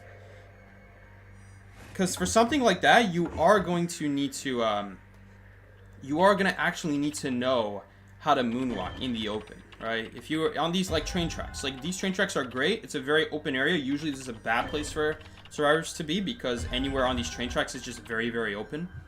Ends up being a very bad place to be. But for Thief, this open space makes it impossible for a hunter to like dodge behind obstacles to get a little bit closer to you in order to even get the damage on you before you get stunned or before they get stunned. We could actually help him out right here. I hope he doesn't go in the tram. If he goes in the tram, okay, well that sucks a little bit. Because now he's just gonna get umbrellaed on. He honestly could have gone Graveyard as well. Yeah, hunter changed target. You know, if this hunter is smart though, what they're gonna do is they're gonna keep charge attacking backwards. And that way they're not gonna like, because of how fast Black Wuching recovers from missed attacks, I should say. This is not this case for any other hunter, or at least most other hunters. But Black Wuching is a slight exception where he can charge attack. He can charge attack backwards, and he will very, very, very, very slowly catch up. But it's in the long run, it's not practical. 99% of the time, all you'll notice is that he's in roughly the same spot. So he doesn't fall behind trying to charge attack and avoiding the flashlight. Which means, if I'm trying to help someone, and the person I'm helping is right next to the hunter and they keep charge attacking away from my flashlight, then they're not getting stunned, but they're still staying the same distance from the survivor they want to kill. So he would just have to do that and keep charge attacking backwards while waiting out the what's it called, the puppet. We do have a double cipher here, because Puppeteer is doing that cipher. That cipher right there, oh, that's bad. As I was saying, this cipher, I mean, I have to double check. I actually don't remember. Oh, that's not good. He also has full presence. Maybe I should just bait it, honestly. Although now we get Soul Siphon is the issue. Oh, he thinks someone else is rescuing. Nice. And the chair's not dead yet. I don't know why he didn't go for the hit. Oh, he can't go for the hit because there's someone nearby. He has to drop. He's gonna hit now. Gonna wait for one hit. I think he's still dead immediately though. There's very little to do.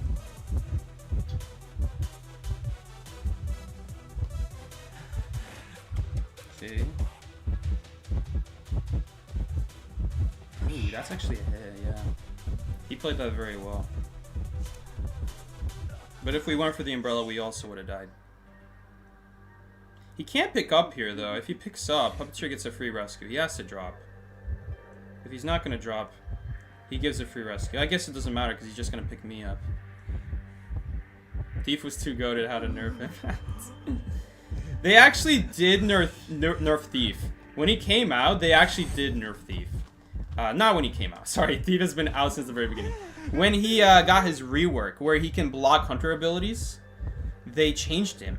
They changed him so that your flashlights don't stack anymore. And I still have people come tell me, Psyche, since when do flashlights not stack? Like, I have people months, or years in this case now, asking me, like, there's no way. There's no way the flashlights don't stack. Actually, ooh, that's a nice pallet stun. Okay. It's coming from me now. Oh, good. He's gonna bell me.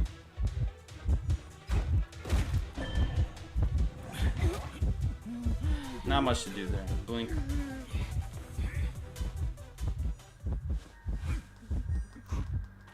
Yeah, what was Steve before? Okay, I forgot. There's even Steve has been in this spot for long enough where there are actually people who don't remember what the original Thief was. My bad, I forgot. I'm a grandpa. the original Thief couldn't block abilities. Now, some of you guys might be wondering, well, why is that important? Okay, you can still stun the Hunter anyway. It's not like, for example, like Wu Ching. Like, what is Wu Ching gonna do that's gonna be so bad? Like, he could bell us, I guess, right? But he could already bell us before we get halfway of the flashlight. So that part is not that much different. So what is different about Thief? Why is that a big issue? That now when they made him remove abilities, it actually does something?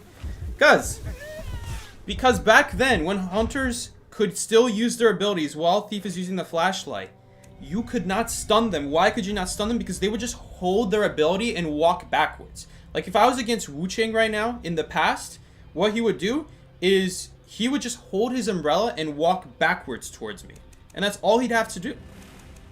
And it doesn't matter if it's black form, white form, he would just face away from me the whole time while still moving towards me. And that's called moonwalking, right? And so the Thief could moonwalk the Hunter. But 99% of the time, it doesn't matter. Because the Hunter would moonwalk you right back. And the Hunter's moonwalk is stronger because you rely on seeing the Hunter's face. It's just like Pain Trip. If you don't see the Hunter's face, you can't do anything to stun the Hunter. And every single Hunter would do this. Feaster would do this. Bomba would do this. Blood Queen would do this. It made Thief utterly useless. Like, they would do things like they gave him the ground flashlight. That was kind of it. That's really all they did. But I think they gave Thief like this ability where instead of having 15% vault speed, they removed it and gave him always vaulting faster if you're running, which is actually worse, by the way. Because if anyone here who has watched my fast fall guide knows that you are able to fast fall back and forth without even having to move away from the window. So it's completely useless. Thief's ability to do that is completely useless. You save like 0.1, 0.2 seconds if you ever have to do that as Thief. It's a very, very, very tiny difference. The faster vault, in fact, I think would be faster than vaulting back and forth. If you know how to do the fast vault trick, then just vaulting twice back and forth and doing the small little circle would be better than the current Thief. So that was a nerf to Thief, and that was back when Thief was obsolete. I don't know why they thought that would be better for Thief. Thief is still that way. But at some point, the devs finally made it so that you can remove abilities. And that made it so that Hunters couldn't moonwalk you. Because if you don't have an ability, the Hunter can moonwalk you. And that's the most important thing. When they did that, Thief finally became viable. But there was something else you could do with Thief that wasn't really talked about because it was really hard to pull it off, right? You needed the Hunter to break a pallet or vault a window. And if they do that, you could drop your ground flashlight ahead of time, and you can combine your regular flashlight to stun the Hunter twice as fast. So that even Hunters with faster pallet breaking could be stunned before the pallet animation like finishes. Or just as it finishes in that case.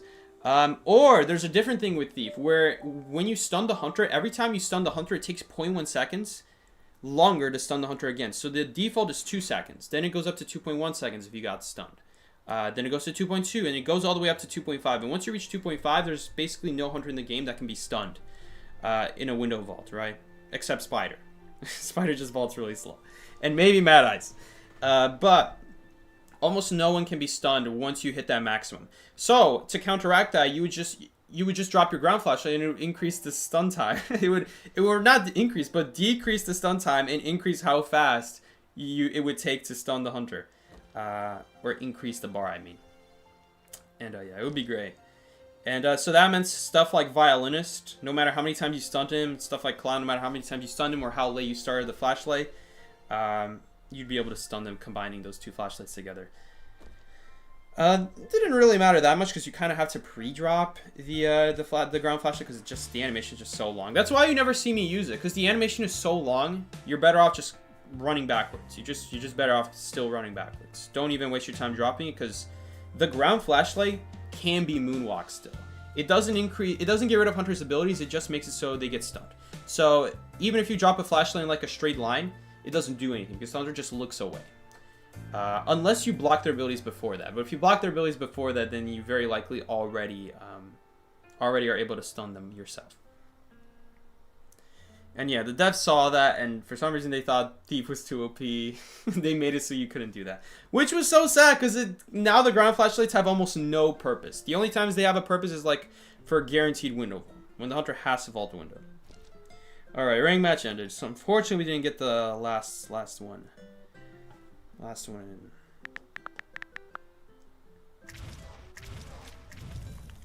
We'll just play one hunter match.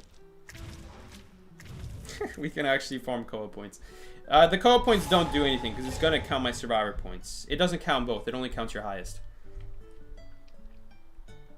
So anyone stressing out about doing 60 matches for survivor and 60 matches for hunter, don't worry. Don't do them because it only counts your highest. It's not gonna count your hunter. If your hunter is way lower than your survivor, then it's not going to count your hunter, it's going to count your survivor, and your hunter points will not count.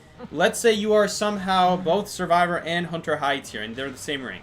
Whatever ends up being higher at the end of Call of Abyss, that's what ends up getting used, and all your work in the other faction is wasted. So don't even bother. If you're going to play hunter, if you want, it still counts for the co-op rewards, like for your matches, like your team matches, doing the hunter and doing the other faction still counts towards that. But it doesn't count towards like the actual leaderboard. It's just gonna count whatever faction you're highest in. But in terms of like the number of matches you do, it helps for the actual quest. For the actual quest in game during the event.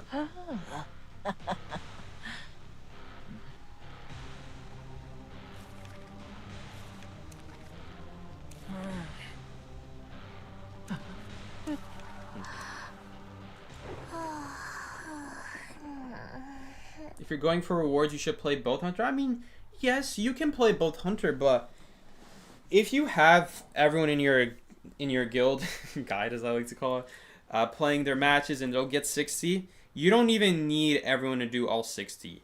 You could have like 6 people do 30, I think, or just 3 people do 60, and that's already enough. You can do like 2/3 of the quest by yourself. I didn't check the number, how many battles you need. If you need like 300, I guess you need 5 people to do all 60, or they help out and play hunter. But it's specifically designed so that you don't need to play hunter as long as everyone does at least one faction, right? And they don't even necessarily have to do 60. You just need like 6 people to do, I don't know, 40, 30. You don't need anything crazy.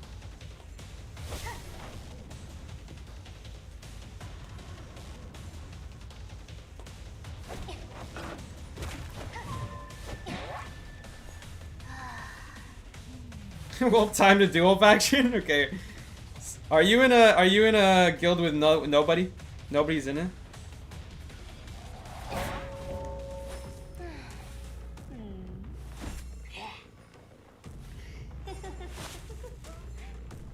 Dude, Geisha, by the way, has such an insane hitbox now. I've had a time where I literally swung away from the rocket chair and it still hits it. Like, I think right here. Like, if you swing from here, you actually will hit the rocket chair if you swing, like, right here. Even like, I think, like, right here. Obviously, I don't want to hit the rocket chair. But, like, that's, like, the very edge. Either that or the game completely BS'd me. Either one of those two, but... Usually, if you know the hitbox, it's fun. Come on, seriously? That was not inside the wall. Whew! The delayed swing actually helped me hit him.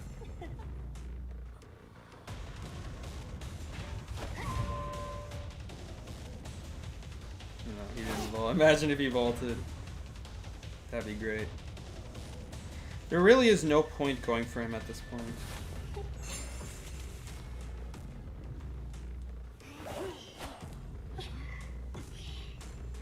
He's just gonna scales anyway. Is he right here? No, he's right here.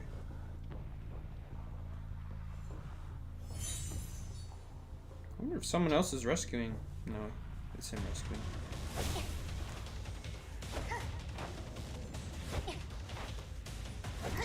There we go. I'm actually gonna go for him here. Flywheel? Yep, there's the flywheel. Now we can go for Enchantress. Whew, that buff is going to make a big difference here. She has to use her stacks immediately. And we're going to have our cooldown back by then. Let's see if she even realizes. Ooh, I didn't think someone was actually there. And she's taking a weird route. She's going in this area. This is a very bad area against Geisha. She's not even going to the window at least.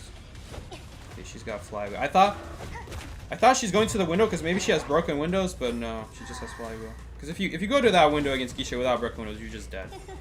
You're just dead immediately. Also, I have teleport trump card. God damn it, I hate that you had to change hunter builds. You can't just keep one build the same. I mean, he honestly could have vaulted after the flywheel. I don't know why he didn't. He should have vaulted. Hold up. Ah, there we go. Value. Is that value, though? Is that value killing the ball right there? Instead of going for the lawyer? Maybe. We have another target right here. Oh, okay. Never mind. Yeah, there it is. We have him.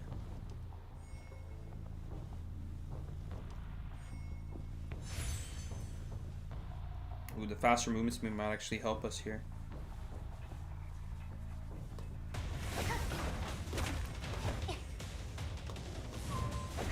Ooh, he didn't even use it. Nice. Still at one cipher though. This is not gonna be that easy.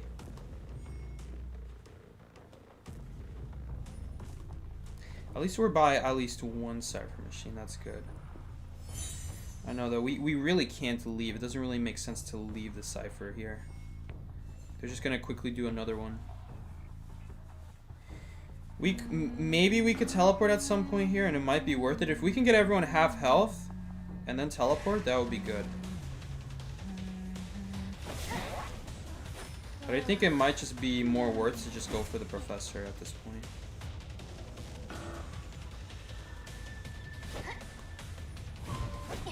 Ooh, he actually has his skills back up already. Okay, we're gonna teleport here.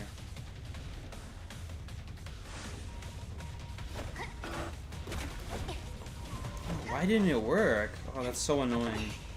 I think it's because I faced him while I was dashing.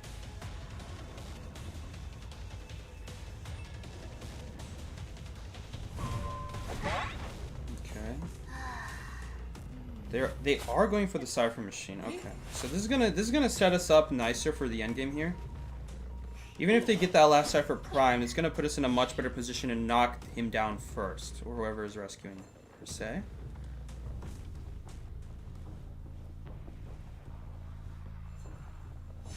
Don't know where they're coming from, though, is the one problem. We should probably just stay right here. That would be best.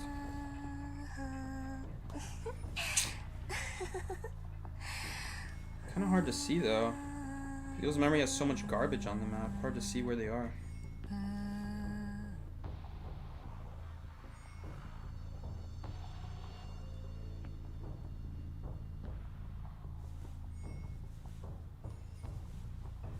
They did sneak through. Should have just stood in front of the rocket chair.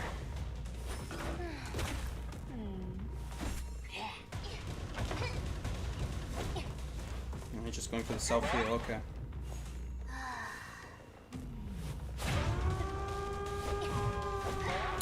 Okay. We don't have the rocket chair right here. That's a little bit unfortunate. Warp might actually be good here, actually. Mechanic is also going to do the gates slower. Oh, no, never mind. He's dead on chair. I forgot. Okay, that's going to make things a lot easier that he's dead on chair. I forgot about that. I was thinking about putting warp so it's not so easy to just go backwards and rescue. So that way we still have the warp in the background.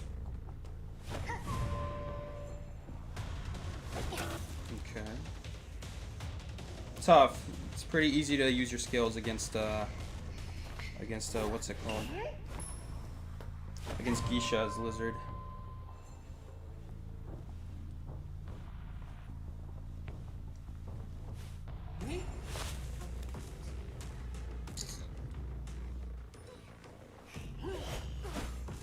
I'm actually gonna go to middle first. See if we get Tinnitus on middle. Tinnitus middle. Tinnitus here, maybe? Yes, we do have Tinnitus here.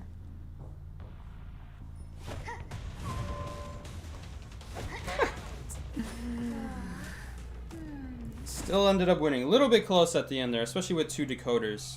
Made it a little bit difficult. He swears scales up in like a second. 40 seconds passes fast. Or what is it? Is it still 40? Is it 40 seconds? I think it used to be 45, and then they nerfed it to 40. Or not nerfed it, but they buffed it.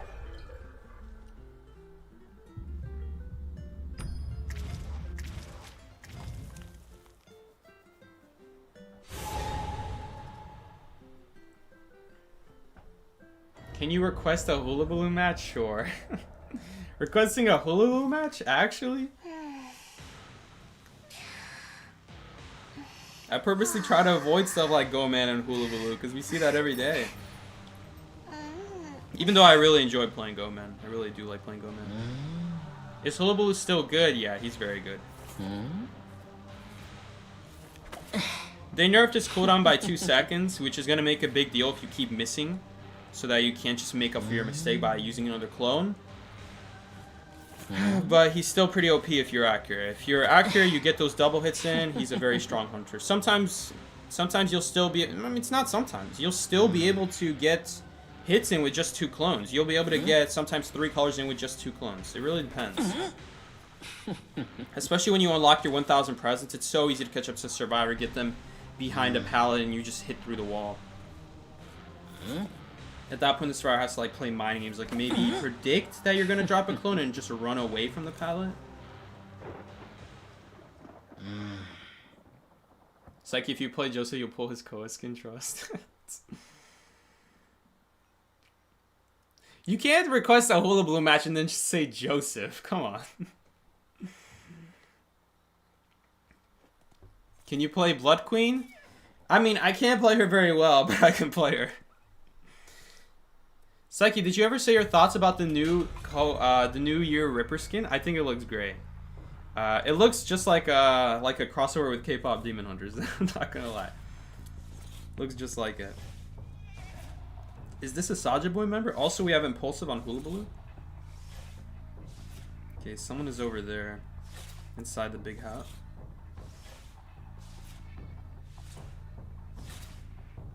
Okay. We're not doing anything? Man, it's also a map that I barely play on. Ooh! Oh! Oh! Oh! We escaped the wind! I don't know how, but we escaped the wind somehow. This happens so often where people just like kite out in the open with Hula Baloo.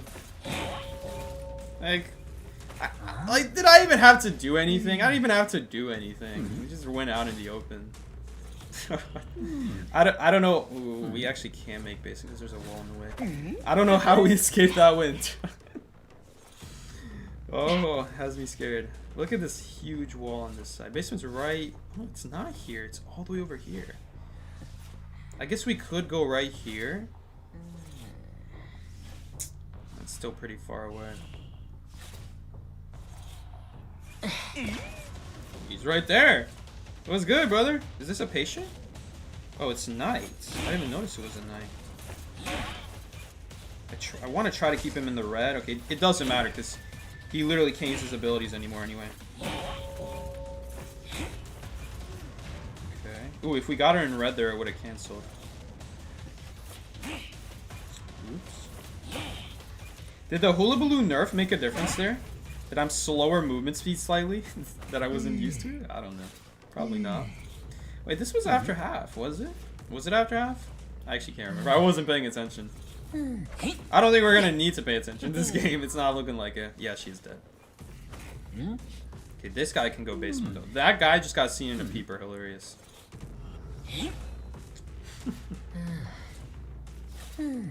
Also, I love the basement on this map. This is the one basement they actually bought it. Oh, it's not this one. Oh, this map has 2 different basements. Okay, the other one. The other basement is quite different. Okay, interesting flywheel. Oh my god, beautiful clone. Beautiful. Oops, I meant to cancel my clone there. I never realized that the cancel clone button is on the same place as the drop button. You can't cancel clones while holding someone. Yeah, that basement is so cool. The one where you could like see horses. Kind of? Is that what you would call it? Not horses, but like, it's like a grand hall. It's like a weird grand hall looking thing. Wow, this man actually predicted right. Madman.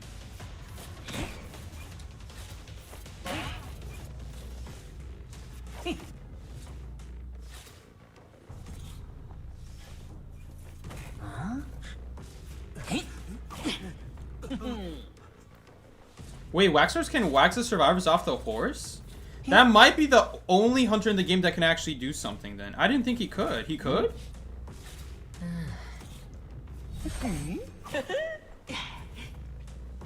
Oh my god, this poor psychologist is dying with all her stress. Rest in peace. Rest in peace, my man. So yeah, Waxy beats the horse apparently. We have a hunter in the game that can actually do something against the horse. Insane. I can't believe that. Hello, what's up, Ishimarutatasuyu? That's gotta be a name from anime, come on. Sayu, could you play a spider match? Well, we got asked to play Joseph. We're gonna play Photographer. We're gonna play Photographer next. Or Blood Queen. Blood Queen, Photographer? Yeah, I love Spider too. Spider I love. Spider is an underrated character, honestly. Her only issue is that she just has such a hard time dealing with the Cypher machines. Like, even Geisha's better nowadays.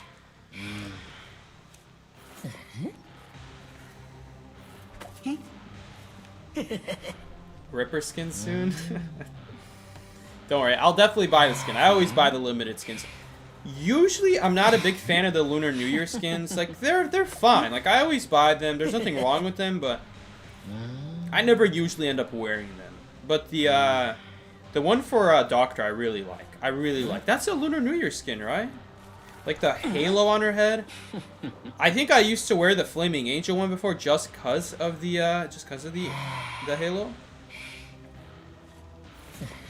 What the hell are you talking about? But yeah. I'm glad they did it. My one fear is that it shows up through walls. I'm not sure if it shows up through walls, because the Priestess one shows up through walls. Also, what map did we get? Oh my god. You guys are torturing me. You guys are actually torturing me. Photographer on Leo's memory. I don't know spawns at all. I'll know one spawn. I'll know one person's spawn, but I don't know all of them. Hellumber got buffed. Yeah, Hellumber got buffed. We'll be in 2030 and Hellumber will still be getting buffs.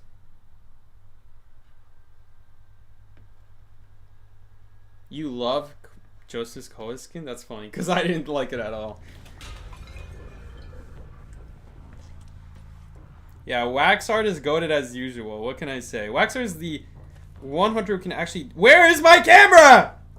Okay, it's out in the open, so it's not highlighted white. Great, great, great start. Great start. Not to mention it even spawned next to me anyway. I hope I have a photographer build. We do have a trump card, okay. Which means we definitely have... I think we might actually find 2 people here. Is this the spawn where there's 2 people? Oh yeah, it is. I think we're gonna find 2 people right here. There's this one Leo's Memory spawn where it spawns 2 people in this corner. So that's one guy, but they could be anywhere at this point, honestly. It took so long for the camera.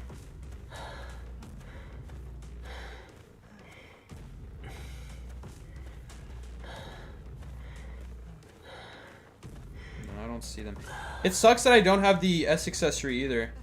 Oh, here they are. There we go. Although, honestly, you could have just spawned in front of the exit gate. I honestly don't know. Okay. Someone's giving me tinnitus through a camera. We don't have full presence yet. Oh my god! He's dropping a coffin. Nice, nice, nice. Okay, we found our half-health guy. We found our half-health victim that we're just gonna blink to death. Let's go. I'll take it. We just have to be careful of flywheel. That's the one thing. Like, can I even afford to blink here? Imagine if he flywheeled that Sing Me Swing. Imagine. Okay. If he wants to use his coffin, so be it. We'll be able to make it to it. Let's see. Does he want to use it? He doesn't. Okay. Painter is going to get fully healed here. We luckily see who's rescuing very early. I'll take it. Okay, you got read like a book. Man, it's such a shame that Berserker got nerfed by 5%. Photographer was like one of those hunters where he was king, absolutely king of running Berserker and just fast attack recovery in general. He just has very good stats. Photographer has very good stats. Not a very good hitbox, but a pretty good hitbox. I would say Clowns is a little bit better, more reliable, more wide than Photographer. Okay. Nice, I'll take it. Okay, we do get stunned. Means it was a free rescue, sadly. Could get body blocked here, no. I'd love a free hit on him as well. Nice. Do you get it?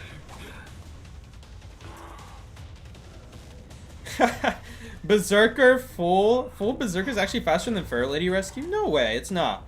It's not. Maybe the actual time, if you do the math and you look at the time, you could be like, oh yeah, the Berserker would decrease it by this much doing the math. That's faster than Fair Lady Rescue. And you could say that, and you wouldn't be technically wrong, but you have to remember that it's leading me to the Embalmer. You have to remember that after a swing, Berserker is now removing the time it takes to actually like drop down your weapon and actually start recovering. You know what I'm saying? Because like after I swing at someone, my Photographer in this case, let's use Photographer for an example, actually has to like pull down his sword. Like right now, we don't start the recovery immediately. We have to wait like a second and a half before he starts recovering, even though we already got the hit on the Survivor. And so it's not possible for there to be any hunter that can recover faster. If you're already in front of the rocket chair, assuming you're already in front of the rocket chair, there's no way. Too bad I didn't walk in a straight line. Ah! Oh my god, we actually hit him. Okay, it didn't matter because it was the fire investigator. He does still have one more ball. I'm going to try to charge attack here, so if he puts a ball, we immediately break it. Okay. Because if we just go for a regular hit there, then the difference is the difference is that the basic hit would not destroy the ball, but we would not get anything done. We wouldn't get a hit off, and we wouldn't break the ball. Okay, Prosecutor picked himself up. I want to see if any Cypher starts shaking now that he picked himself up. That Cypher's not shaking? I don't see any Cypher shaking. This is a full health guy. As long as we stay at the chair, there's no way they get the rescue before half at this point. Man, this is scary though. This is still scary. One Cypher remaining as Photographer. I don't really think we can afford a camp here. I think we should play this game slow. Prospector has to respect this. He has to respect this and get off the Cypher. Okay, and he did. Oh my god, no way! No! We're so close to hitting him still. Okay. He does end up going in the photo world. Nice. We do get the knockdown. Interesting use of his magnet, not gonna lie. He probably should not have died right there. He literally had the other pallets too. I mean, honestly, this area is not that great against Photograph. You just immediately drop the pallets. You need to play mind games with these pallets against Photo. It's just so easy to it's so easy to just break them as Photograph with fast pallet breaking. They barely buy you any time, unless your goal is to reach a different kiting area. But with faster pallet breaking, it's gonna be almost impossible. Maybe like your goal is to like just drop the pallets, just use them, and then use your ability to get to another good area, and that's perfectly fine as well. That way, that's a lot safer, and that will also give you a really good kite. But it really just depends. He's still not painting yet, so it means he hasn't gotten the painting. Whew. Okay. And he just now got the painting. I'm gonna hold the card trick in case of flywheel. Flywheel? I don't even think he can use flywheel while he's painting, can he? They're shaking that Cypher, but the Cypher's not primed yet. Oh yeah, that one Photographer, not Photographer, that one forward skin where he's an ice skater, he actually does do a different animation while dashing, and it's awesome. I love it. Like little stuff like that, when you do little stuff like that, that's good. That's like, oh my god, this poor guy. That's really fun. Because then it's more than, it's separate, it's different. It's like, it could have honestly been an A tier skin, but then they do something like that, and that definitely qualifies it for being an S tier skin at that point. The animation is busted. Yeah, that's a nerfed Berserker, by the way. I would say nerfed Inertia, but it's actually not true in Photographer's case. Because for certain hunters, what the devs did is, because the devs nerfed Inertia in the Persona web, they were like, okay, but some hunters are so bad they need that Inertia, right? They need that fast recovery speed, like a Photographer, right? So what the devs did is, for hunters that the devs felt needed the faster recovery speed, what they did is they nerfed Inertia, and then they went into specific hunter stats and they reduced their recovery by 5% by default. So if you don't run Inertia, then you are still 5% faster than what you used to be, which is nice. But you'll never notice a difference because it's purposely designed so that when you use Inertia, it's the same as before, as if like before the hunter got buffed by 5%. When Inertia was still like 10%. Because now that Inertia is 5% and then they buffed the hunter by 5%, it still equals 10% faster. So it's still the same technically. It's just, like I said, they went back for specific hunters and they buffed their basic default recovery speed. So that way when you use it with Inertia, it's exactly the same as before. But the idea is that way OP hunters like Opera Singer, Goman, Shadow, they're not benefiting from the full 10% because they didn't go back and they didn't buff their base hit speed. They didn't buff their attack recovery speed. They only nerfed Inertia for them, so they didn't go back and buff the characters themselves. So because of that, they just by default, because everyone's gonna run Inertia, which means now all of the S tier hunters are gonna recover 5% slower than before. So that's the idea there. That way, the bad hunters are not affected because they buffed them by 5%. And then the good hunters are nerfed.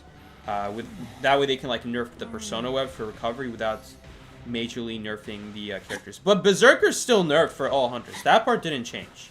They didn't like go ahead and buff Photographer by 10% to make up for 5% from Inertia and 5% from Berserker being lost. So that part is actually nerfed. Like Photographer does actually just result in having 5% slower recovery speed. Hellumber has 5% slower recovery speed, assuming you run Berserker. You would not run Berserker on Hellumber anyway, though.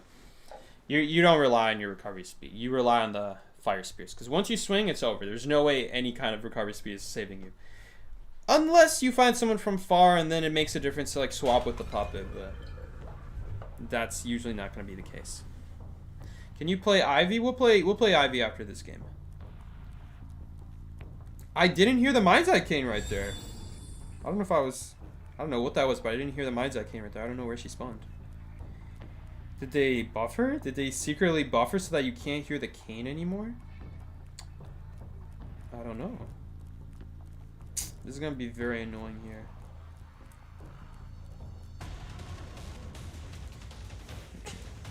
After this, though, it should be much easier. In fact, this is a guaranteed hit. Why did he not drop down? I don't even have to use any web here. I can just save my web. Hoard it all, so that I'll make this next hit a lot easier. Okay, someone is doing factory, as expected. Ooh, he dropped that. Okay. He didn't even stay at the pallet, okay. An area like this, you're just cooked against Spider. There's not a whole lot you can do. We don't have basement here, sadly. We do have Prospector. Prospector might be coming here. He might also just be decoding at that Cypher machine with Snidus. He's actually using his coffin? Okay. Oh, it's Explorer. Maybe we can get some value and damage Explorer while we're waiting for Embalmer. Nice, we do. I think he does have enough energy to use the rope again. Oh no, but he can't. He has Tide Turner. Oh no, he doesn't know. How would he know? Poor guy. Poor guy, he didn't realize. Yeah, you get Tinnitus from the coffin. And right there, it actually ended up hurting him. We're gonna put him right here. This is such a devastating chair for survivors. There's nowhere you can go. Where are you gonna go off this chair? You're gonna go there. That's the best place you can go. Look at that distance. Or I guess you can go here, but that's not a good pallet. That one you're gonna need a stun on to do anything on, which I guess that's his only option against Spider anyway.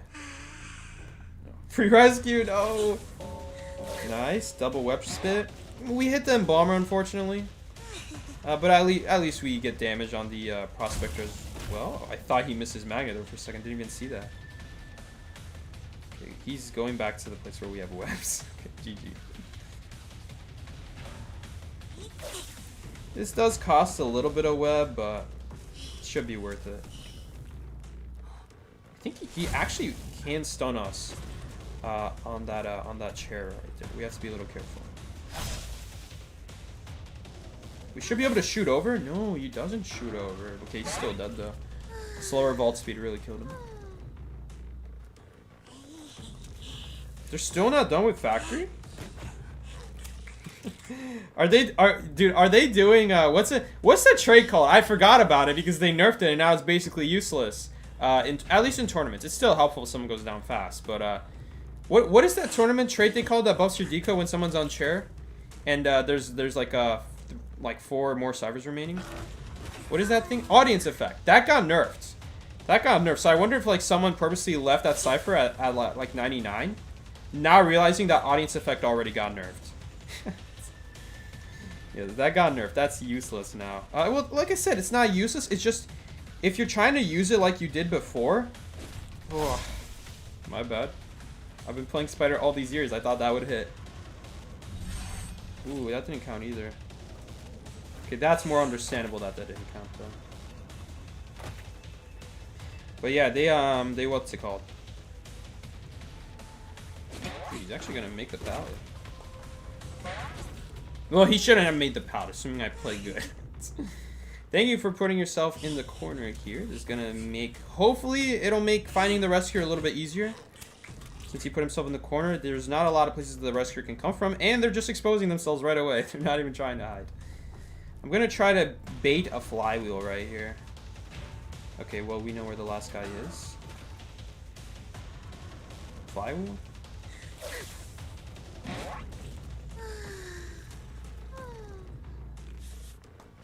Oh, we use this rocket chair, right? So we also could have chaired there. It doesn't really matter at this point. Yeah, audience effect got nerfed. So now it's not based off how many ciphers are left. It's based off how much decoding has been done in the match.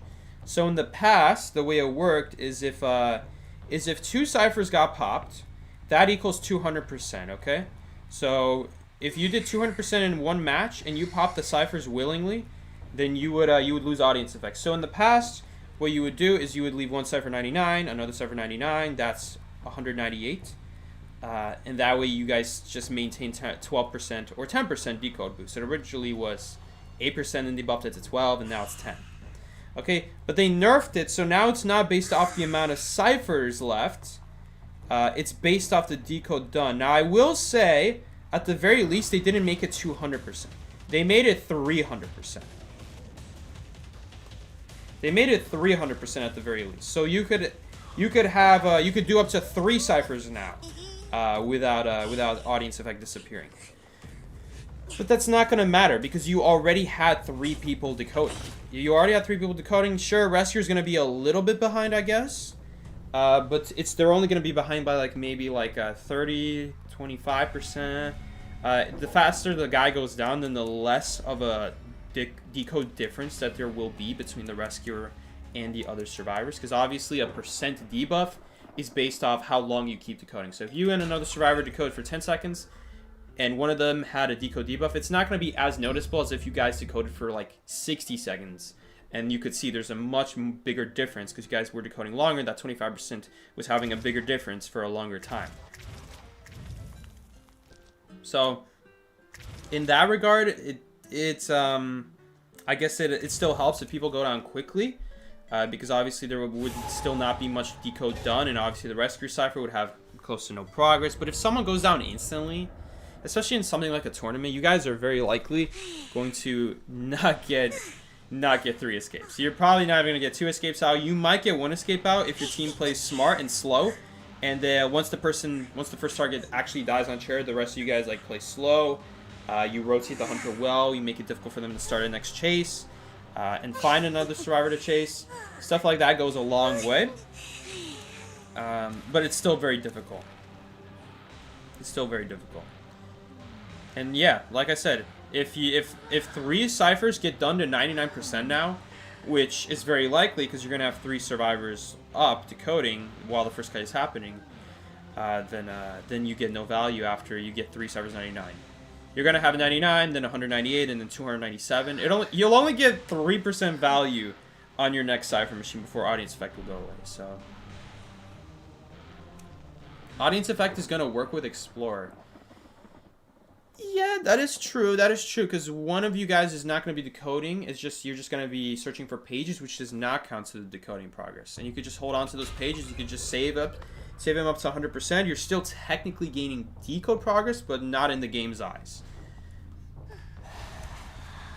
So you're right. In that regard, it is like still viable for Explorer, because that way you're only going to have 2 people decoding as opposed to 3. And that way the rescuer will go rescue, and then the other decoder will just go ahead and do another Cypher machine. But it just means that Explorer can't use his pages for a while. Man, I can't find anyone right now. Oh, she ran right into me. Thank you. Oh, nice. Okay, we have 2 people running into me. This guy is trying to farm his painting. I think it is worth chasing him. Painter is this kind of character where we wanna try to get him early if we can. Oops.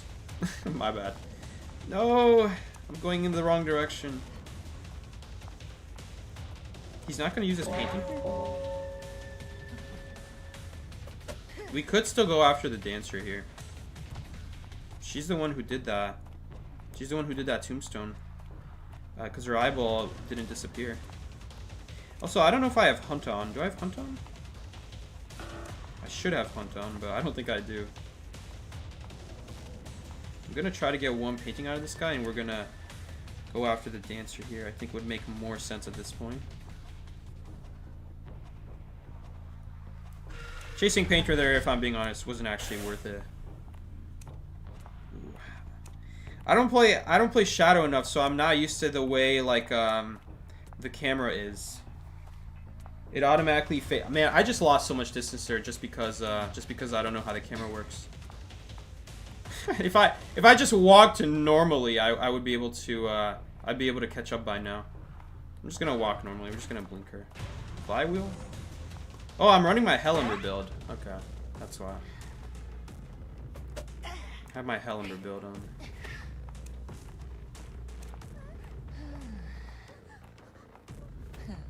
Yeah, I used to have different camera settings for Shadow. But the disadvantage with the other camera settings. Oops. I meant to go on the ghost and then teleport. Yeah, but as I was saying, the disadvantage is that you can't. Since Ivy's not gonna already be since Ivy's not already gonna be facing the tombstone automatically, because you're not gonna be facing the ghost. Like this camera setting always faces the ghost when you exit the ghost, which means you can immediately teleport like this, and that's much better. Ooh, she actually is gonna be able to. Nope, she can't walk this. Never mind. It's 2.5 seconds. Yeah, just you gotta get used to it, man. I think that honestly bought her like 40 seconds of kite time just because of that. Just because I wasn't used to it. Oh, they're healing here. Nice.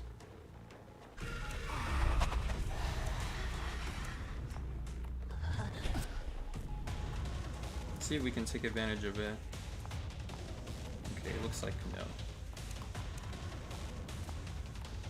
Okay. I'm gonna try to hit the oh, I can't leech onto either of them. Oh, I already leeched onto Painter. I thought I leeched onto Knight there. My bad. Ooh, that actually does something. Oh, he did that way too early though. Was the painting actually not inside the painting? I think the painting wasn't inside the... Sorry, the painting was not inside the painting. The painting was not inside the palette. Flywheel?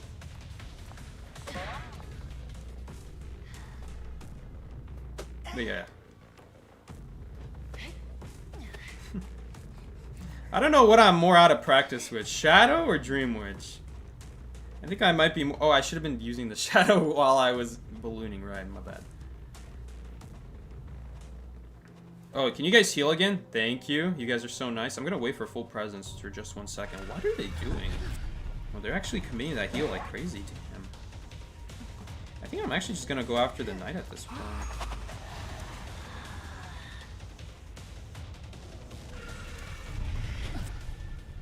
Does not end up taking the 100 there, but we're just gonna get him now. Okay, we are nearby their last Cypher machine, so this is very good for us.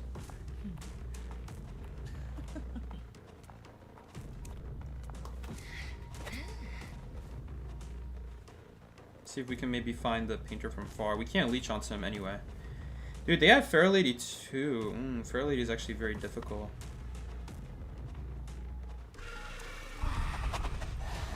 Let's see what she's gonna do. She might just be standing at the edge. Yeah, she's standing at the edge here. No, she's not. She's just committing to the cipher. Dude, where is she? Oh my god, I forgot she's invisible!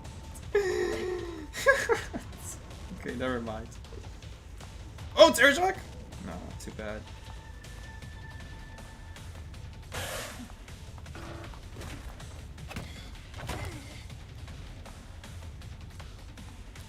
I'm gonna try to blink her here. Surprise blink her. No, I can't.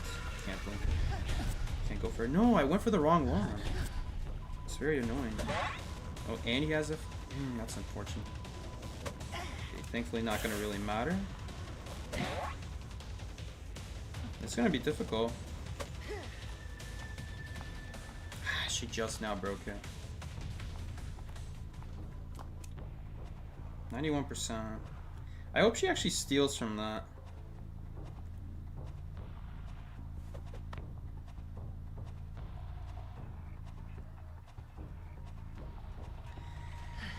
I wonder if it's actually not worth leaving here. Okay, she's giving us the hit. Okay. We have 2 tombstones there. And we can see if Painter is gonna gain eyeball. So we can teleport if need be.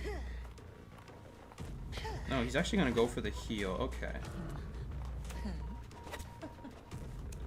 I'm actually gonna leave the ghost here. I like the ghost being here. I mean, he can pop. Does he want to pop though? He's not gonna. Okay. We can. Oh no, we don't have trump card. Oh yeah. I don't think you carry trump card on Shadow anyway. Do you? No, it doesn't make sense to. We're definitely gonna leave them here. Oh, he's dead anyway, right? We can just get him a little bit here. It's just an easy double hit now. Unless he had Flywheel. Flywheel would have made a big difference right there.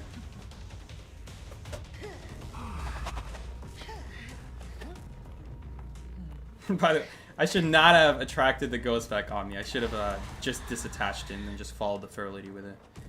It does mean that she's going to be able to remove the ghost immediately here. So I'm actually going to try to scare her beforehand. We don't have full presence anyway. So yeah, the ghost just immediately unattaches.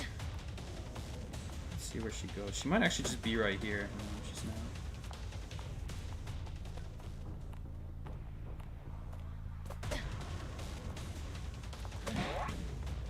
Fair Lady skill OP. It's actually not that bad around like heights to use the Fair Lady skill. It's not that bad because the hunter has to respect it. They have to wait and see. Did you actually drop down? I mean, if you did the trick and you didn't actually drop down, you would be screwed if they waited. But it means that they have to respect it. It's like something that they're gonna give value. But that's the problem with Fair Lady abilities. You can't control when to stop and when to keep it going. So even though she did gain some distance there from that ability, the ability is still being wasted while she's running away from us and while she's gaining that distance. So since we're anyway most likely not gonna be able to hit her in the invisibility, the rest of it's just being wasted. It's good to do if it's like about to run out though. Like if you're like 70%, then it's gonna be guaranteed distance because you anyway don't have any more invisibility. But if you have more invisibility, then the hunter wasn't most likely anyway gonna hit you. You gotta like time it so that when the hunter respects it, your ability is about to end, so you actually like gain value from it, and all the time before that you're also still like making sure you don't go down. Instead of doing it so early where that you drop down really early, and the hunter has to respect it. They're waiting to see if you actually drop down, yeah. You still have a lot more ability left to go. So they just drop down, see you drop down, they just start following you again. Okay, last match will be Blood Queen. This is gonna be bad. If you thought Shadow was bad, this is gonna be even worse. This is a hunter that I never play. I probably play Shadow more often than Blood Queen.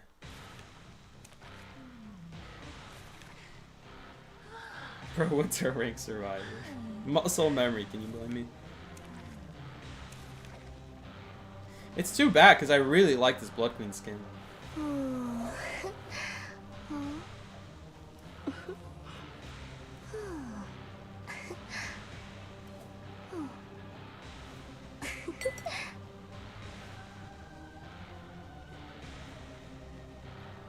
I wonder if that knight should have just popped. He probably should have just popped at that point.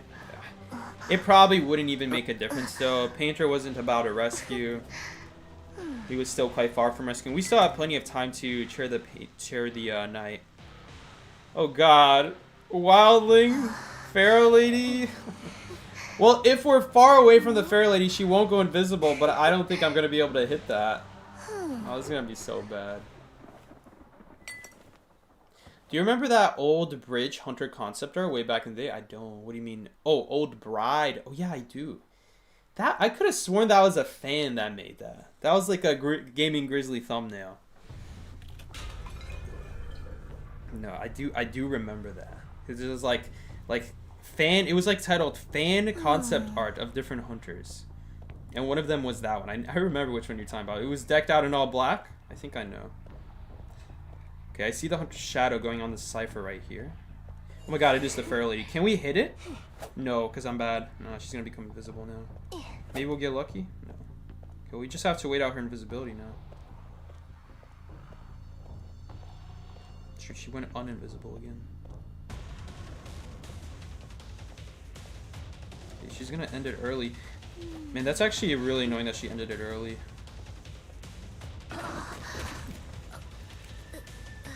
Unfortunate. Oh no, I have the wrong persona build. Ugh, I have faster power breaking Blood Queen. It's so stupid. Oh no, and they have mechanic too when we didn't find mechanic. That sucks. Oh. Why don't play Blood Queen 101? If you miss even one mirror with Blood Queen, you're very often not gonna win your match anymore. This is like GG. I'm gonna get kite by a robot. I can't even kill this robot with my mirror. Please have bad routes. Don't kite tight. Okay, there we go. They're bad at kiting tight. Yeah, I'm always playing with the wrong build. I don't know what happened. I probably just deleted one of my hunter builds that a lot of hunters use, and now they all have the same build. I don't know. Okay, beautiful mirror for once. Unfortunately, it's on the Wildling. It's not going to matter at all. Wildling's just going to get healed up, if anything. He doesn't even need to get on his pig. He doesn't even need to get healed up, honestly.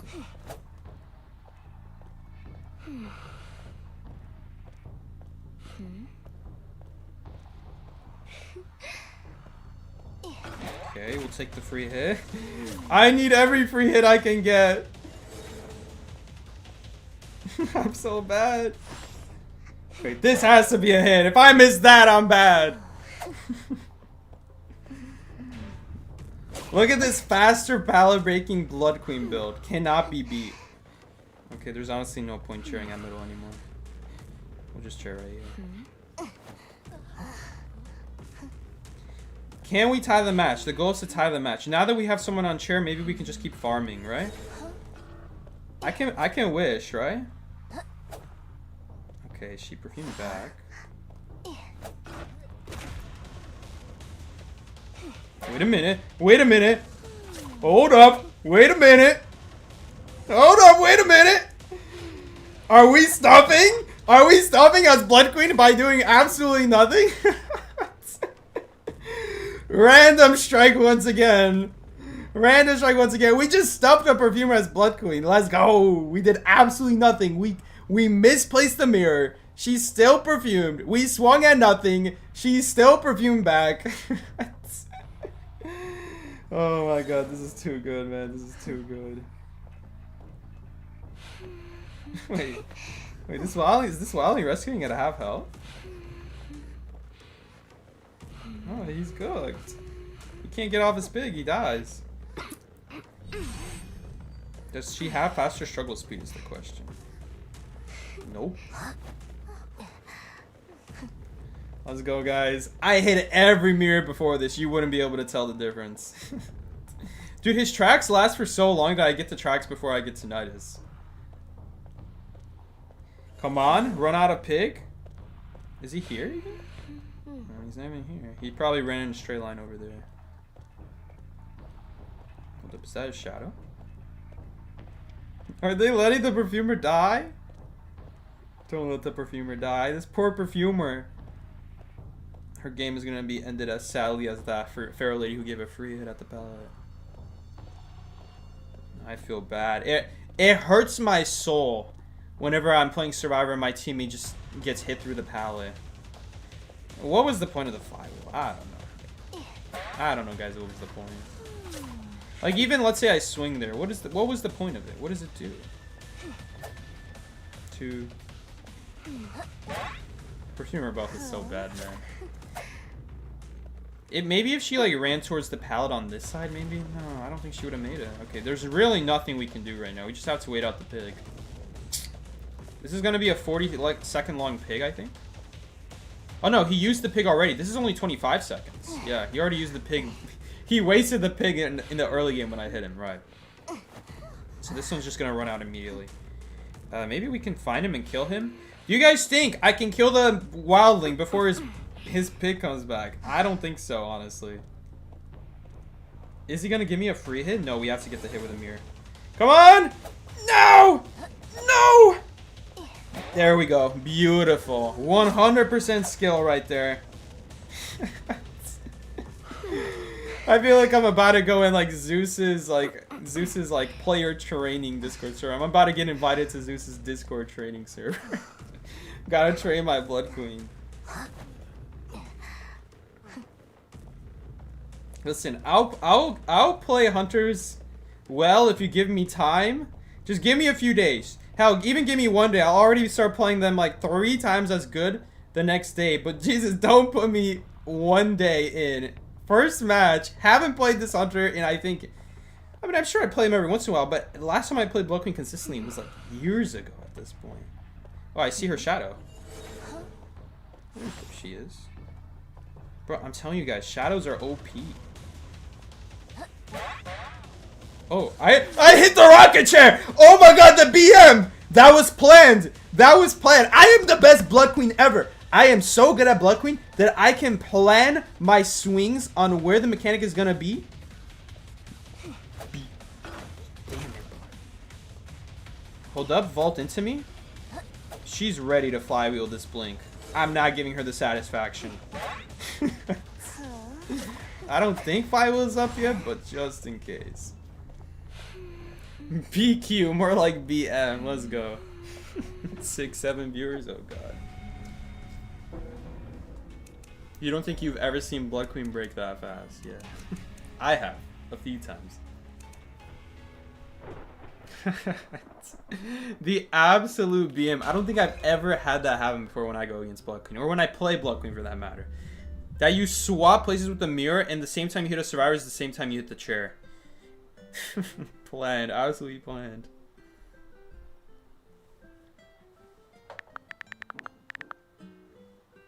Alright.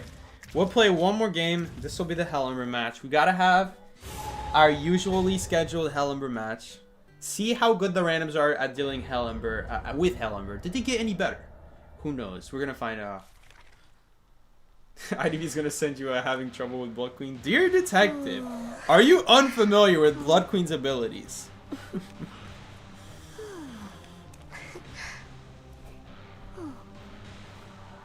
Now do Dream Witch match next. Oh god. Let's play something easy, guys. No brain required. Let's just play Santa Hellenberg. We could also go Mr. Puppet Hellenberg.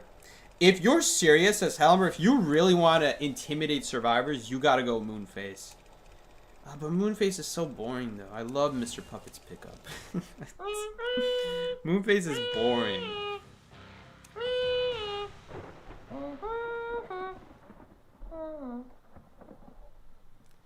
Not even Wildling was a challenge. The robot was the real king. Robot kiting me. GG. It was so obvious they're gonna go back and drop the pal. Literally so obvious. Especially when it's low tier. Almost every single person does that. Should have seen it coming, man. Oh, I see someone. Who is that? Someone with the blue skin. Is that the doctor? It is the doctor. That's not blue. It's definitely not blue. Okay, we gotta start this pursuit as soon as possible. Why isn't it starting pursuit? Okay, there we go. Finally. Sometimes the game just doesn't want to start pursuit. Oh. Interesting. Oh, I kind of wanted to get stunned there so I can get more flame. Yeah, she's going to get this heal off. No doubt about it. Is she going for the full heal? Damn, she just went for the default heal. The good news is that it shouldn't really matter, though. Hold up. We might be able to just body block her here. Hold up. We can definitely body block her. Come on, puppet! Why are you standing still and still not swinging? Okay, this is why you guys don't see me use... Uh-oh. Uh-oh. Uh-oh, she could have stunned me there. She didn't. I was like, wait a second, am I over the pallet? Oh, I'm definitely over the pallet. Oh, this is a classic Hellember match. Blood Basement Hellember. It doesn't get more classic than this. You know, OG Hellember didn't actually have any flame, though. Does anyone remember that? Ah! Come on, Fire Spirit! Good stuff. Good stuff. Let's leave our red puppet here. Actually, no, let's not. We're just gonna... We don't need to swap, though. The yellow puppet will warn us if someone is nearby. Okay, we're not gonna hit her, so we're just gonna swap now. We're gonna put this on top of the Cypher ahead of time. She's right there. No, she's not right there. We have no tonight. She actually went back. Okay. Wait, I think this might be far enough away from the rocket chair. Yes, it is. It doesn't even have to wait the 4.5 seconds. It just walks after 3. Okay. I'm still gonna leave it up. Okay, that's fine. He's just gonna break it for us. We're gonna remove it now because at this point it's gonna disappear. Okay. I think we are actually gonna switch targets here. She's literally on top of the puppet. I mean, come on. I just graffitied instead of emoting 2 times in a row. Dude, you are crazy. Half health perfumer? What are you doing? Half health perfumer. I mean, we gotta take this. We have to take this. This chase right here. Yeah! Woo! That was close. Hellember really gets my heart pumping. Okay, we're gonna chair her on the OP chair right here. Let's go. There's gonna be no pallet to reach basically. I think I will swap with the puppet here. It's gonna tell us who the closest survivor is right there. There we go. She already used flywheel. We can't switch with the puppet though anymore. And there's no point triggering it to be fire because if the survivor just touches it, it just doesn't do anything. So I'm not even gonna go for it. She might just get scared and not go for it. No, she's fearless. Should I pick up this puppet? Nah, let's leave it here. We'll leave it on top of the psychologist. I'll even put a second puppet so she can't just immediately crawl on top of it and break it. While she's doing that, let me put a second puppet nearby. Please don't break that. Thank you. Oh. Dude, I swear, if he swings now, if you're gonna swing now of all times, I'm gonna be mad. She's crawling? She's crawling? No! Oh, it doesn't show you knock down people. Oh man, I'm so used to like Feaster or like Card Trick. I forgot that they don't show you the closest survivor. Well, that means the closest survivor is at a factory. I mean, we can literally see the Cypher shaking anyway. Haven't heard the pickup noise much this game. We don't actually need both puppets here. We don't even need to pick up the psychologist, really. Yeah, I'm just gonna use the puppet to move. I kind of want to break this pop for BM. BM value?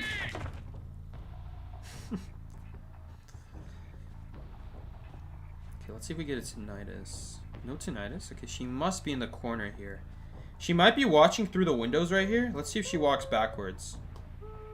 Or forwards. That's fine as well. Patience is king. Okay, and she just runs towards me. Screaming really helps you win. Screaming gets you in the zone, man. It's like he's so toxic. Bro is not embodied. Bro is graffitiing. Maybe the graffiti noise will bait her to flywheel. I don't know. She ended up like flywheeling like a second late anyway.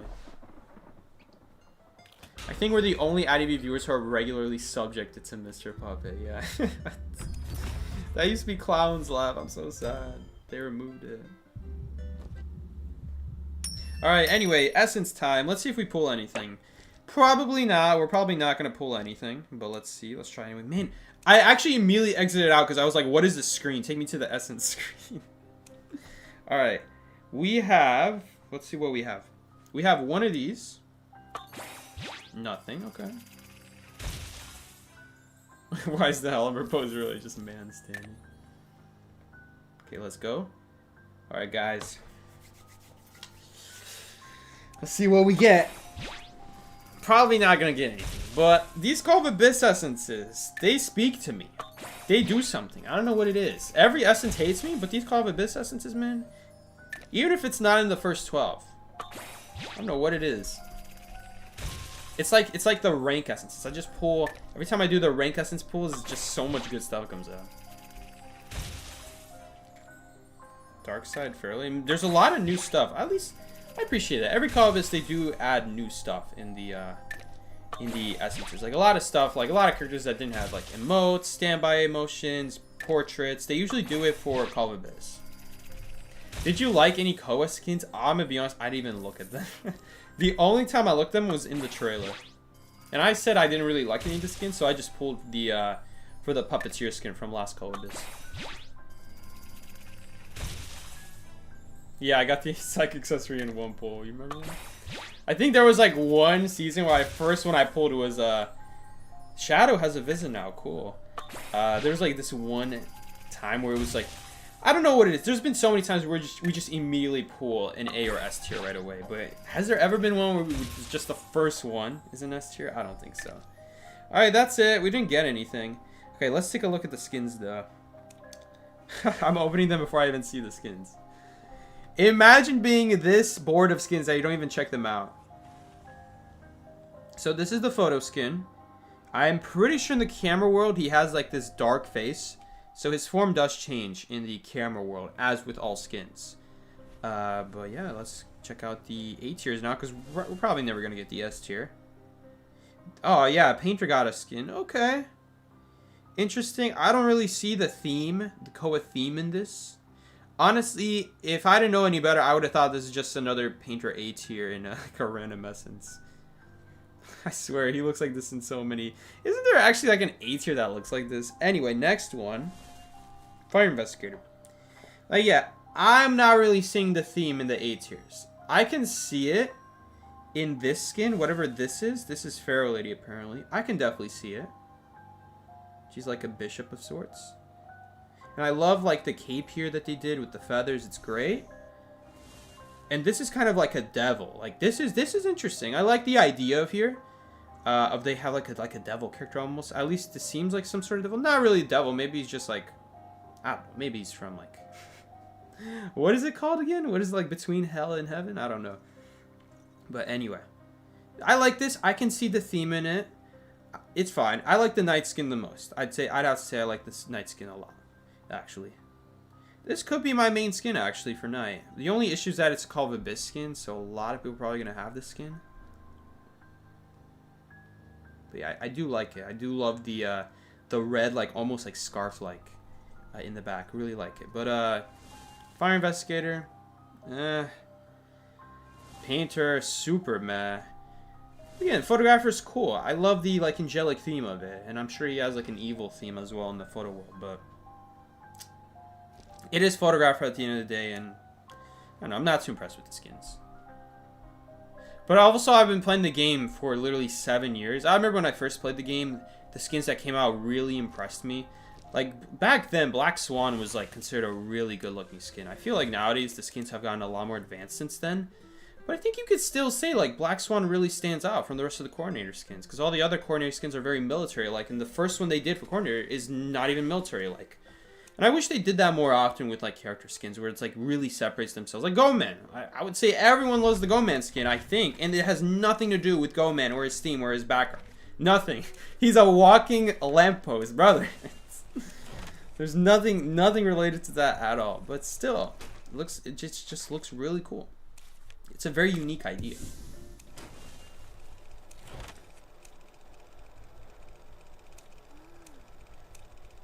Let's check. We got Provoke. Man, the emotes are so boring nowadays. All the newer characters, everything after like the OG characters. Like, what happened to emotes? What happened to emotes like this? Like, man. What happened to emotes like... Oh, wait, we're in standby motion. What happened to emotes like this, man? Or just like this. Or this. I mean, this is crazy, but this is hilarious. Thieves got some of the best, to be fair, but... I mean, just look at Mercenary. Mercenary's got a great example as well. You know, lots of people look at Mercenary and be like, bro, he breakdances, come on. They don't really do that anymore. And honestly, the provoke, I understand it's a provoke, it's not a dance. But a lot of the dances are so lame. Like, you look at something like Postman. Like, what is he doing? Is he doing the gritty? Like, it's boring, it's lame, it's not even the gritty. He's just shuffling his legs around. They don't really do cool emotes like that anymore. Like the provokes, they don't look like provokes. But yeah, I miss those days. When are we bringing back actual dances, actual shouts, actual like provokes? Like nowadays, they have shouts, and I swear they don't even have the money to pay for for a voice actor to do the actual shout. Like, they'd probably pull someone from the studio like, hey, we need you to do a shout, and then they're just like, ah, they right in front of the microphone. I swear, man. Like, some of it's fine. Like, I get it. Mind's Eye makes sense. Mechanic makes sense. But like this one for mechanic is great. Anyway, Knight looks like a male bird dancing. We have to see Knights now. I gotta see this. Do I have it? Probably not. No, we don't. Does he have a dance? I don't see a dance. The best dance mode is still from Chasing Shadows, though. Still the best one. Oh, and there's an escapologist. I forgot about escapologist. I forgot it even exists, honestly. Like, what is this? What is this? This is supposed to be a shout? This is boring. This is lame. It's not a shout. Man, I forgot escapologist exists. They actually didn't give a skin for Archer or Meteorologist. That's sad. They gave one to Painter and they gave one to Fire Lady before Archer or Meteorologist. Sad. Also, let me fix my flywheel build because I was trying to change it in the middle. Didn't even end up changing it. What did I have? Uh-oh. Does anyone remember my old build? Probably had that. And then 2 in Horsefly, yeah. Alright guys, that's going to be it for the stream today. If you enjoyed the stream, be sure to join more streams like this where we can just lose over and over and over again. Because isn't that just exciting? Thank you guys so much for joining. Join me every Monday and Friday for evening streams. And also sometimes join me for Wednesday afternoon streams. With that being said, guys, thank you. Do you have the Prisoner Flossing ammo? Great question. Before we end the stream, we need to see if we have the Prisoner Flossing. See? See, good stuff like this. Okay, I don't, but we could probably unlock it. We could probably unlock it.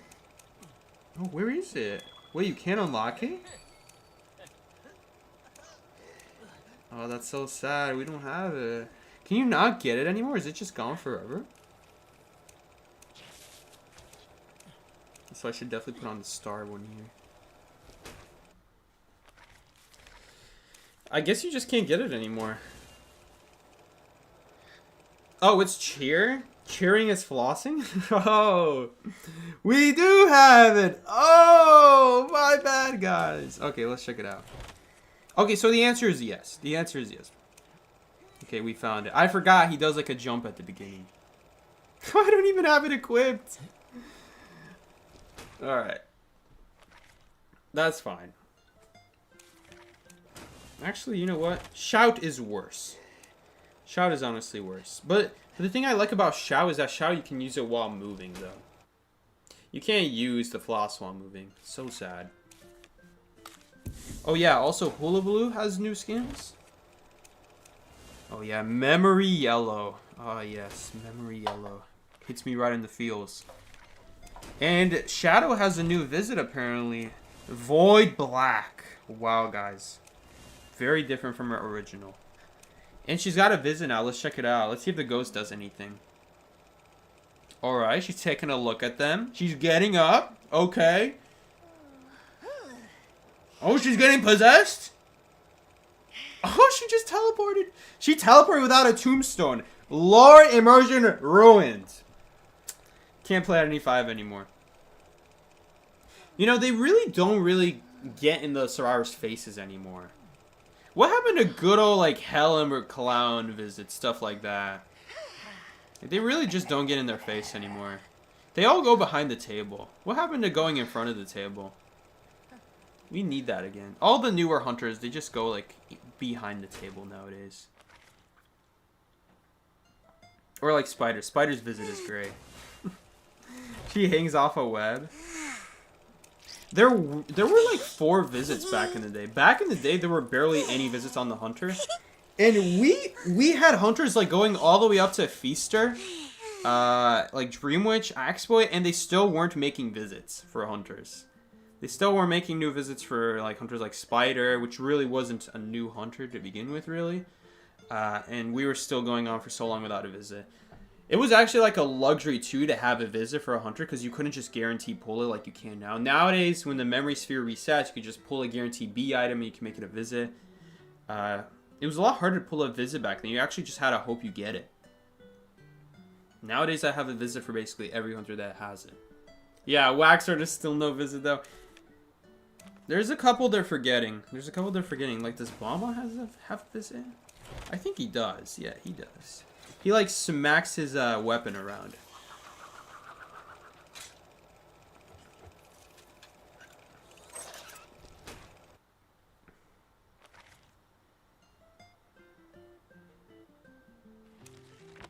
Alright, guys. I think that's going to be all for today. Thank you so much. Oh, I can't even accept. There's too much to accept. Thank you all you guys for sending me intimacy. We are on the road to hitting the impossible 531,000 intimacy points. Maybe one day. We're already over a 1/5 of the way there. Almost maybe a 1/4. On the way there to the impossible level 47. Maybe one day. Maybe one day we'll be able to get it. I wonder how long that would take. Honestly, we're already a 1/4 of the way, so. How long has intimacy been in the game? I think a few years, right? And when they updated the levels, I think it just took away, I think it barely took away any. I don't think it reset it. I think it just took a part of it and then left the remainder here. So I should have like immediately been level 46. Or maybe not, I don't remember.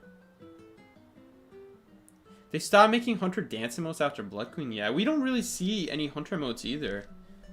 That's another thing they could come back to. Like, Hunter emotes tend to be a lot cooler, but maybe they'll do it. Also, can we pull essences from the quests? Maybe there's more to pull from the quests. I have 0. How do I have 0? I just played a bunch of Koa matches. Oh, there we go. I can pull 200 here. I don't think I can pull anything from team. Oh, no, I can. I did enough matches. Cool, we have a little bit.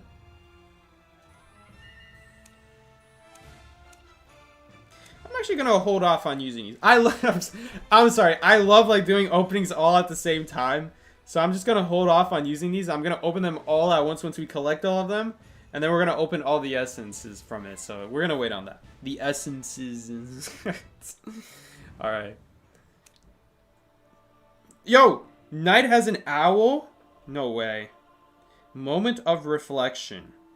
Rooftop rendezvous. Oh, this is the story. What's this? Oh, God. Is this a puzzle? You guys know we have to figure it out. Click an empty grid and choose 1 to 4. Oh, we just skipped something. Numbers in each column must not repeat. What did it say before that? Let's see. Click an empty grid and choose a number. Numbers in each row must not repeat. Numbers in each column must not repeat. Isn't this Sudoku? Divided into 4 grids.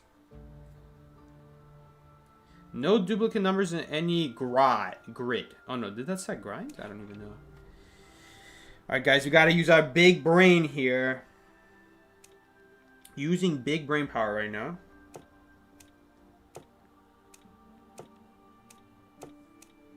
Do we do it? Oh, that was pretty easy. Nice, and you get 600 apples? Why do people always like to ask machine questions? Is it because it knows everything?